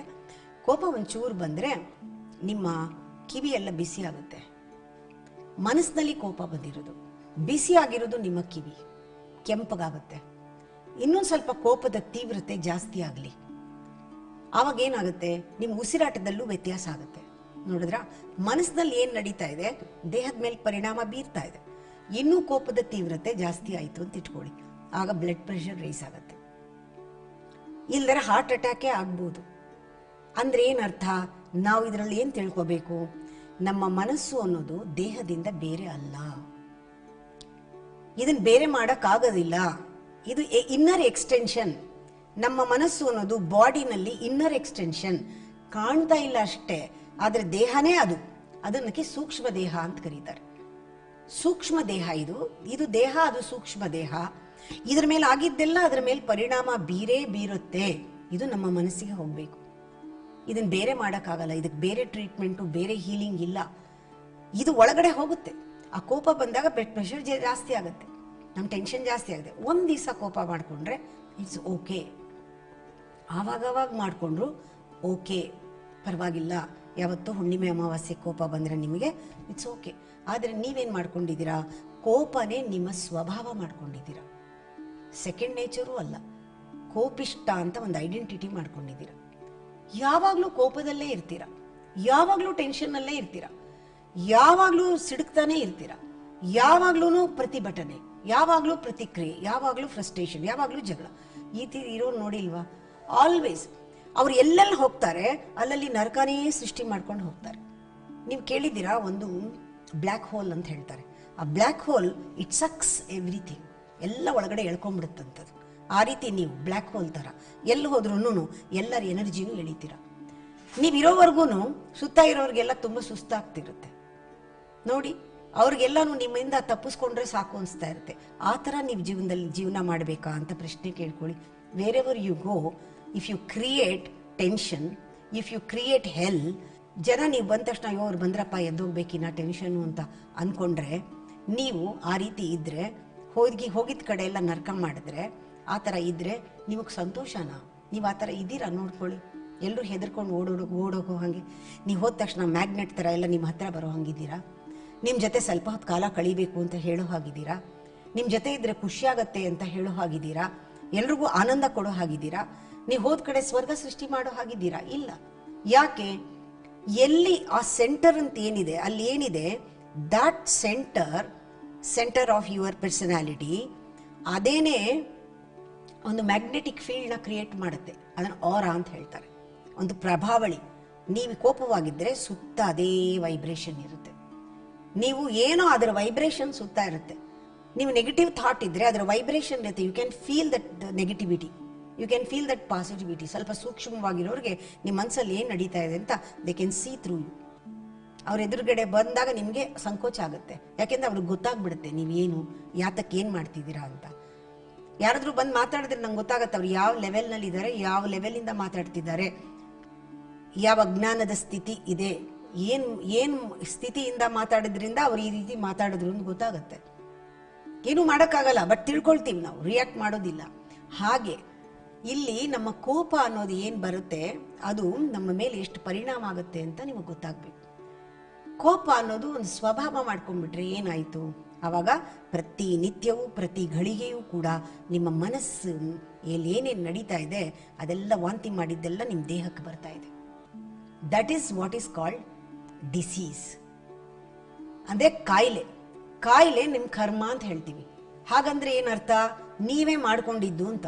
ಹಾಗಂದ್ರೆ ಏನರ್ಥ, ಅಜ್ಞಾನದಿಂದ ನಿಮಗೆ ಮನಸ್ಸನ್ನು ಸರಿಗೆ ಇಟ್ಕೊಳ್ಳೋಕ್ಕಾಗದೆ, ಸರಿಯಾದ ಜೀವನದ ರೀತಿ ನೀತಿ ಸರಿ ಇಲ್ಲದೆ ನಿಮ್ಮ ಕಾಯಿಲೆ ಬಂದಿದೆ. ಒಂದು ದೇಹಕ್ಕೆ ಎರಡು ಥರ ಏಟು. ಒಂದು ಒಳಗಿಂದ ಅಹಂಕಾರದಿಂದ ನಮ್ಮ ಮನಸ್ಸು ಉಗಿದಿರೋದೆಲ್ಲ ಬೀಳುತ್ತೆ, ಕಸ ಜನ್ಮಾಂತರದ್ದು. ಈ ಟೈಮ್ನಲ್ಲಿ ದೇಹ ಅಂದರೆ ಏನು, ಹುಟ್ಟು ಸಾವಿನ ಮಧ್ಯ ಇರುವಂತಹ ಈ ಬಾಡಿಗೆ ಒಳಗಿಂದ ಕರ್ಮದಿಂದ ಬೀಳ್ತಾ ಇರುತ್ತೆ. ಎರಡನೇದು ನಮ್ಮ ಅಭ್ಯಾಸಗಳು. ನಾವು ಯಾರ ಜೊತೆ ಓಡಾಡ್ತೀವಿ, ಏನು ತಿಂತೀವಿ, ಏನು ಕುಡಿತೀವಿ, ಏನು ಮಾಡ್ತೀವಿ, ನಮ್ಮ ಡಿಸಿಪ್ಲಿನ್ ಏನು, ಅದು ಪರಿಣಾಮ ಬೀರ್ತಾ ಇರುತ್ತೆ. ಅಂದರೆ ಈ ದೇಹದ ಗತಿ ಏನಾಗಬೇಕು, ದೌರ್ಜನ್ಯಕ್ಕೆ ಒಳಪಡುತ್ತೆ ದೇಹ ನಿಮ್ಮದೇ ಕರ್ಮದ ದೌರ್ಜನ್ಯಕ್ಕೆ ಒಳಪಟ್ಟು ಅನುಭವಿಸುತ್ತೆ. ಈ ಥರ ದೇಹದಲ್ಲಿ ಕಾಯಿಲೆ ಇದ್ದರೆ ನೀವು ಜಾಸ್ತಿ ದಿನ ಇರಲ್ಲ. ಅಂದರೆ ನಿಮ್ಮ ಕರ್ಮ ತುಂಬ ಇದೆ, ದೇಹ ಎಷ್ಟು ಕೇವಲ 50-60 ವರ್ಷ ಇರ್ತೀರ, ಅದು ಸರಿಯಾಗಿ ಬದುಕಲ್ಲ, ಕಾಯಿಲೆಯಿಂದ ಬದುಕ್ತೀರ. ನಾನು ಹೇಳೋದು, ನಿಮ್ಮ ಕರ್ಮ ತೀರೋದು ಹೇಗೆ, ಈ ಥರ ದೇಹ ಇಟ್ಕೊಂಡ್ರೆ ಎಷ್ಟು ದೇಹ ತಗೋಬೇಕು ನೀವು, ನಿಮ್ಮ ಕರ್ಮಗಳೆಲ್ಲ ತೀರಕ್ಕೆ ಎಷ್ಟು ಸತಿ ಬರಬೇಕು ಯೋಚನೆ ಮಾಡಿ. ದೇಹ ರೆಡಿ ಇಲ್ಲ, ಕರ್ಮ ತೀರ್ಸೋ ಹಕ್ಕೆ ದೇಹ ಸಿದ್ಧವಾಗಿಲ್ಲ. ಈ ಥರ ಸಿದ್ಧವಿಲ್ಲದೆ ಇರೋ ದೇಹ, ಕರ್ಮ ಅಂತೂ ರಾಶಿ ಇದೆ, ಕರ್ಮ ಮೂಟೆಗಟ್ಟಲೆ ಇದೆ, ಅದನ್ನು ಈ ದೇಹದ ಮೂಲಕನೇ ತೀರಿಸ್ಬೇಕು. ಋಣಕ್ಕೆ ಬಂದಿದ್ದೀವಿ, ಆದರೆ ನೀವು ರೆಡಿ ಇಲ್ಲ. ಎಷ್ಟು ಜನ್ಮಕ್ಕೆ ಕಾದಿದ್ದೀರಾ, ಇನ್ನು ಎಷ್ಟು ಜನ್ಮ ಬೇಕು ನಿಮಗೆ, ಅದು ನಮಗೆ ಲೆಕ್ಕಾಚಾರ ಗೊತ್ತಾಗಬೇಕು. ಹೌದಲ್ವಾ, ನಾನು ನನ್ನ ಸ್ವಭಾವಗಳನ್ನು ಬದಲಾಯಿಸ್ಕೊಂಡಿಲ್ಲ, ನನ್ನಲ್ಲಿರುವಂತಹ ಲೋಪದೋಷಗಳನ್ನು ತಿದ್ಕೊಂಡಿಲ್ಲ, ಜನ್ಮಾಂತರದಿಂದ ಬಂದಂಥದ್ದು ಯಾವುದು ನಾನು ಬಿಟ್ಟಿಲ್ಲ. ಕೋಪ, ತಾಪ, ದ್ವೇಷ, ಆವೇಶ, ರೋಷಗಳನ್ನು ನಾನು ಬಿಟ್ಟಿಲ್ಲ. ಇವೆಲ್ಲವೂ ನನ್ನ ಮನಸ್ಸಿನ ಮೇಲೆ ಪರಿಣಾಮ ಆಗಿದ್ದೆಲ್ಲವೂ ಕೂಡ ನನ್ನ ಪರ್ಸನಾಲಿಟಿ, ವ್ಯಕ್ತಿತ್ವ ಏನಿದೆ ಅದರಿಂದ ನನ್ನ ಮನಸ್ಸಿನಿಂದ ಪರಿಣಾಮ ಆಗಿದ್ದೆಲ್ಲ ದೇಹಕ್ಕೆ ಬರ್ತಾ ಇದೆ. ಪಾಪ ಈ ದೇಹ ಏನು ಮಾಡ್ತು, ನಾವತ್ತೇ ಹೇಳಿದೆ, ಇಬ್ಬರು ಜಗಳ ಆಡಿದ್ರೆ ರಕ್ತಪಾತ ಆಗೋದು ಭೂಮಿ ಮೇಲೆ. ಅದೇ ರೀತಿ ನಮ್ಮ ಒಳಗೆ ಬುದ್ಧಿ, ಅಹಂಕಾರ, ನಮ್ಮೊಳಗಿರುವಂತಹ ಆತ್ಮ ಎಲ್ಲ ಒಂದಕ್ಕೊಂದಕ್ಕೆ ಘರ್ಷಣೆ ನಡೀತಾ ಇದ್ರೆ ಒಂದು ಹೇಳಿದ್ದು ಒಂದು ಕೇಳ್ತಾ ಇಲ್ಲ. ಆತ್ಮಕ್ಕೆ ಇವೆಲ್ಲ ಬೇಕಿಲ್ಲ, ಜೀವಾತ್ಮನಿಗೆ ಬಿಡುಗಡೆ ಬೇಕು. ಆದರೆ ಅಹಂಕಾರಕ್ಕೆ ಇದು ಬೇಕು, ನಮ್ಮ ಮನಸ್ಸಿಗೆ ಇನ್ನೊಂದು ಬೇಕು, ನಮ್ಮ ದೇಹಕ್ಕೆ ಇನ್ನೊಂದು ಆಸೆ ಬೇಕು. ಇದರಲ್ಲಿ ಒಂದಕ್ಕೊಂದಕ್ಕೆ ಹೊಂದಾಣಿಕೆ ಇಲ್ಲೇ ಇದ್ದರೆ ಈ ಫೈಟಿಂಗ್ ಏನಿದೆ, ಈ ಕಾಂಟ್ರಡಿಕ್ಷನ್ಸ್ ಏನಿದೆ, ಪರ್ಸನಾಲಿಟಿ ಘರ್ಷಣೆ, ವ್ಯಕ್ತಿತ್ವ ಘರ್ಷಣೆ ನಮ್ಮ ದೇಹದ ಮೇಲೆ ಬಹಳಷ್ಟು ಇದು ಎಫೆಕ್ಟ್ ಬರ್ತಾ ಇದೆ, ಆಗ್ತಾ ಇದೆ. ಈ ದೇಹ ಇಟ್ಕೊಂಡು ಏನು ಸಾಧನೆ ಮಾಡ್ತೀರಾ? ಈಗ ನಮ್ಮ ಹೋಮ್ವರ್ಕ್ ಏನು, ಇಷ್ಟೆಲ್ಲ ಕೇಳಿದ್ಮೇಲೆ ನಮ್ಮ ಹೋಮ್ವರ್ಕ್ ಏನಂದ್ರೆ, ಪ್ರತಿಯೊಬ್ಬರೂ ಈ ಕರ್ಮದಿಂದಲೇ ನಮ್ಮ ದೇಹನ ಈ ರೀತಿ ಇಟ್ಕೊಂಡಿರೋದ್ರಿಂದಲೇ ನಮಗೆ ಈ ವ್ಯಕ್ತಿತ್ವ, ವಿಶೇಷವಾದ ವ್ಯಕ್ತಿತ್ವ ಬಂದಿದೆ. ವಿಶೇಷ ಅಂದರೆ ಏನು ಗ್ರೇಟ್ ಅಲ್ಲ, ನಾವು ಬೇರೆಯವ್ರಿಗಿಂತ ಬೇರೆ ಇದ್ದೀವಿ, ಬೇರೆ ಥರ ಇದ್ದೀವಿ. ಈ ಒಂದು ವೈಯಕ್ತಿಕವಾಗಿ ನೀವು ಹೇಗಿದ್ದೀರೋ ಹಾಗೆ ಮೊದಲು ಒಪ್ಕೊಳ್ಳೋದಿದೆಯಲ್ಲ, ಅದು ಬಹಳ ದೊಡ್ಡ homework. Accept as you are, know as you are, not what you are. Really what you are is Brahma. But ಇವಾಗ ನೀವು ಏನು ಅಂತ ನೋಡ್ಕೊಳ್ಳಿ, ಯಾವ ಸ್ಥಿತಿನಲ್ಲಿ ಇದ್ದೀರಾ ಅಂತ ನೋಡ್ಕೊಳ್ಳಿ. ಆಗ ನಮ್ಮ ಸ್ತರಗಳನ್ನು ಬದಲಾಯಿಸೋದಕ್ಕೆ ಸಹಾಯ ಆಗುತ್ತೆ. ನಾವು ದೇಹನ ಆವಾಗ ಒಳಗಿಂದ ಕಂಟ್ರೋಲ್ ಮಾಡೋಕ್ಕೆ ಶುರು ಮಾಡ್ತೀವಿ. You become the master of the body. The moment when you are aware of the body, the moment when you are aware of the body, ಜರ, ಮೃತ್ಯು, ರೋಗ ಹೊಟ್ಟೋಗುತ್ತೆ, ಅದರ ಗಮನ ಇರಲ್ಲ. ಯಾವಾಗ ನೀವು ಐಡೆಂಟಿಫೈ ಮಾಡ್ಕೊಳ್ತೀರಾ, ಜರ, ಮೃತ್ಯು, ರೋಗ ಇರುತ್ತೆ, ಅದರ ಒಂದು ಅನುಭವ ಬೀಳ್ತಾ ಇರುತ್ತೆ. ಜರ ಅಂದರೆ ಓಲ್ಡ್ ಏಜ್ ಅನುಭವ, ಮೃತ್ಯು ಅಂದರೆ ಸಾವಿನ ಅನುಭವ, ರೋಗದ ಅನುಭವ ದೇಹಕ್ಕೆ ಬರ್ತಾ ಇರುತ್ತೆ. ಐಡೆಂಟಿಫೈ ಮಾಡ್ಕೊಳ್ಬೇಡಿ. ನಾಳೆವರೆಗೂ ಬಾಡಿನ ಐಡೆಂಟಿಫೈ ಮಾಡ್ಕೊಳ್ಳದೆ, ದೇಹ ಭಾವದಲ್ಲಿ ಇಲ್ಲದೆ, ದೇಹದ ಜೊತೆಗೆ ಆನಂದವಾಗಿ ಇದ್ದು ಬನ್ನಿ. ಈಗ ಕಾರ್ಯಕ್ರಮದಲ್ಲಿ ಮತ್ತೊಂದು ವಿರಾಮವನ್ನ ತಗೊಳ್ಳೋಣ. ವಿರಾಮದ ನಂತರ ನಿಮ್ಮ ಎಲ್ಲಾ ಪ್ರಶ್ನೆಗಳಿಗೂ ಉತ್ತರವನ್ನ ನೀಡಲಿದ್ದಾರೆ ಪರಮ ಪೂಜ್ಯ ಗುರುಮಾತಾ ಅಮ್ಮಾರವರು. ನೀವು ನೋಡ್ತಾ ಇದ್ದೀರಾ ಸುವರ್ಣ.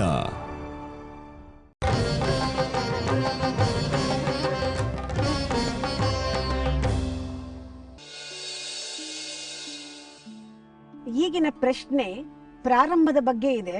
ಇವತ್ತಿನ ಪ್ರಾರಂಭ ಸೆಲ್ಫ್ ಎನ್ಕ್ವೈರಿ. ಪ್ರಾರಂಭ ಎಲ್ಲಿಂದ ಅನ್ನೋ ಪ್ರಶ್ನೆ. ಈ ಸೆಲ್ಫ್ ಎನ್ಕ್ವೈರಿ ಏನಿದೆ ಆತ್ಮದ ಒಂದು ಇಂಟ್ರಾಸ್ಪೆಕ್ಷನ್. ಇದು ಎಲ್ಲಿಂದ ಪ್ರಾರಂಭ ಆಗುತ್ತೆ, ಎಲ್ಲಿಂದ ಪ್ರಾರಂಭಿಸಬೇಕು ಅಥವಾ ಎಲ್ಲಿಂದ ಪ್ರಾರಂಭ ಆಗುತ್ತೆ ಅನ್ನೋದು ಪ್ರಶ್ನೆ. ಇಲ್ಲಿ ಒಂದು ಕನೆಕ್ಷನ್ ಆಗಬೇಕು. ಈ ಸೆಲ್ಫ್ ಎನ್ಕ್ವೈರಿ ಪ್ರಾರಂಭ ಆಗಬೇಕಾದ್ರೂ ಕೂಡ ನಿಮಗೆ ಒಂದು ಕನೆಕ್ಷನ್ ಆಗಬೇಕು, ಗುರುವಿನ ಜೊತೆ ಒಂದು ಸಂಪರ್ಕ, ಅಟ್ಯೂನ್ಮೆಂಟ್ ವಿತ್ ಗುರು.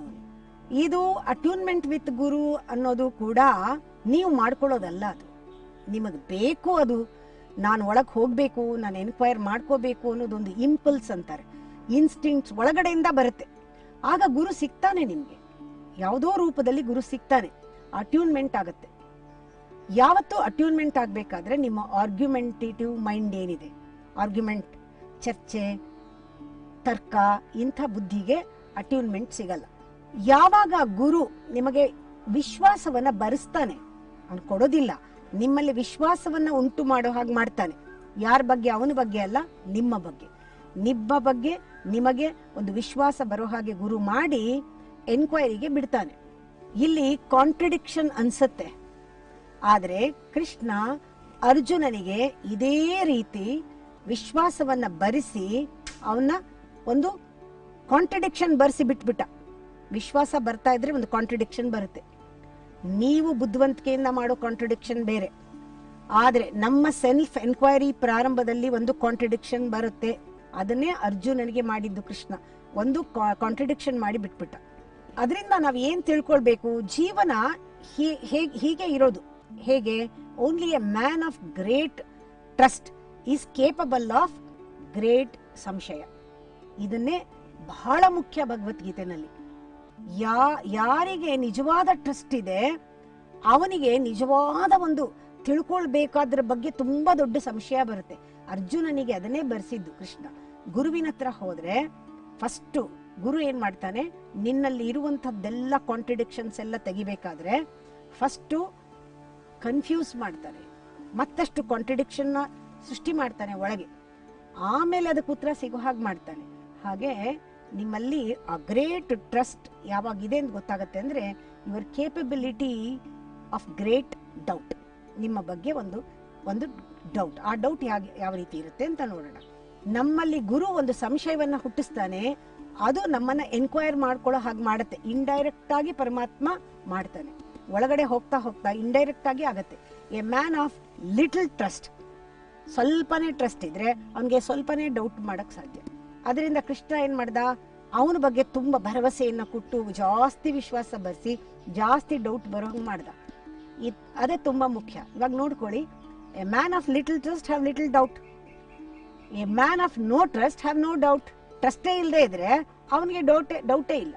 ಇವಾಗ ನೋಡ್ಕೊಳ್ಳಿ, ಟ್ರಸ್ಟು ಇಲ್ಲ, ಡೌಟು ಇಲ್ಲ, ಒಂದ್ ಪಂಗಡ. ಸ್ವಲ್ಪ ಟ್ರಸ್ಟ್ ಇದೆ, ಸ್ವಲ್ಪ ಡೌಟ್ ಇದೆ, ಒಂದ್ ಪಂಗಡ. ಇಬ್ಬರ ಕೈಲೂ ಏನು ಮಾಡಕ್ ಆಗೋದಿಲ್ಲ. ಇನ್ನೊಬ್ಬ ಇದ್ದಾನೆ, ಅವನಿಗೆ ಟ್ರಸ್ಟ್ ಇಲ್ಲ, only he pretends that he has trust. ಅವ್ನು ಡೇಂಜರಸ್ ಫೆಲೋ. ನೀವು ಈ ಮೂರು ಗುಂಪಿನಲ್ಲಿ ಯಾವ್ದಕ್ಕೆ ಸೇರಿದ್ದೀರಾ ನೋಡ್ಕೊಳ್ಳಿ. ನೋಡಿ, ನಮಗೆ ಸ್ವಲ್ಪ ಭರವಸೆ, ಸ್ವಲ್ಪ ಏನಾದ್ರೂ ವಿಶ್ವಾಸ ಇದ್ರೆ ಸ್ವಲ್ಪನೇ ಡೌಟ್ ಬರೋದು. ಆದ್ರೂ ಏನು ಜೀವನ ಹರಿಯಲ್ಲ, ಮುಂದಕ್ಕೆ ಹೋಗಲ್ಲ. ಕೆಲವರಿಗೆ ಈ ಭರವಸೆನೂ ಇಲ್ಲ, ಡೌಟೂ ಇಲ್ಲ, ಅವ್ರದಂತೂ ಕಂಪ್ಲೀಟ್ ಸ್ಟಾಗ್ನೆಂಟ್. ಇನ್ ಕೆಲವರು ಭರವಸೆನ ಪ್ರಿಟೆಂಡ್ ಮಾಡ್ತಾರೆ, ಅವರು ಬಹಳ ಡೇಂಜರಸ್. ಇದು ಮೂರೂ ಬೇಡ. ನೀನು ಯಾವಾಗ ನಿಜವಾಗ್ಲೂ ಕೃಷ್ಣನಲ್ಲಿ ವಿಶ್ವಾಸ ಇಟ್ಕೊಂಡಾಗ ಆಗ ನಿನಗೆ ಉಂಟಾಗೋ ಡೌಟ್ ಏನಿದೆ ಅದು genuine doubt. That doubt leads to self enquiry. ವೀಕ್ಷಕರೇ, ಇವತ್ತು ರಕ್ಷಾಬಂಧನ ಅಂತ ಗುರುಗಳು ಹೇಳಿದ್ದಾರೆ. ಅಣ್ಣ ತಂಗಿಯರ ಸಂಬಂಧ ಬಹಳ ವಿಶೇಷವಾದಂತಹ ಸಂಬಂಧ. ಆ ಸಂಬಂಧದಲ್ಲಿ ಒಂದು ಸಣ್ಣ ಒಡಕು ಬಂದರೂ ಕೂಡ ಸಂಬಂಧವೇ ಹಾಳಾಗಿ ಹೋಗುತ್ತೆ. ಆದರೆ ಆ ಸಂಬಂಧ ಬಿಟ್ಟು ಹೋಗಬಾರ್ದು ಅಂತಲೇ ಈ ರಕ್ಷಾಬಂಧನ ಮಾಡಿದ್ದಾರೆ. ಈ ರಕ್ಷಾಬಂಧನದಂದು ಏನೇ ಬಿರುಕಿದ್ರೂ ಕೂಡ ಅದನ್ನು ಪರಿಹರಿಸಿಕೊಂಡು ಅಣ್ಣ ತಂಗಿಯರು ಸುಖವಾಗಿ ಸಂತೋಷವಾಗಿ ಜೀವನದ ಪರ್ಯಂತ ಒಂದಾಗಿ ಇರುವಂತ ಆ ಭಗವಂತ ಅನುಗ್ರಹ ಮಾಡಲಿ ಅಂತ ಹೇಳ್ತಾ ಭಗವದ್ಗೀತಾ ಸಾರವನ್ನ ಕೇಳಿದ್ದೀರಿ. ಗುರುಗಳು ಸಾಕಷ್ಟು ವೈಶಿಷ್ಟ್ಯತೆಯನ್ನು ತಿಳಿಸ್ಕೊಟ್ಟಿದ್ದಾರೆ. ಇಷ್ಟನ್ನ ಹೇಳ್ತಾ ಇವತ್ತಿನ ಸಂಚಿಕೆಯನ್ನ ಮುಗಿಸ್ತಾ ಇದ್ದೀವಿ. ಮತ್ತೆ ನಿಮ್ಮನ್ನ ಭೇಟಿ ಆಗ್ತೀವಿ ಮುಂದಿನ ಸಂಚಿಕೆಯಲ್ಲಿ. ಅಲ್ಲಿಯವರೆಗೂ ನಮಸ್ಕಾರ.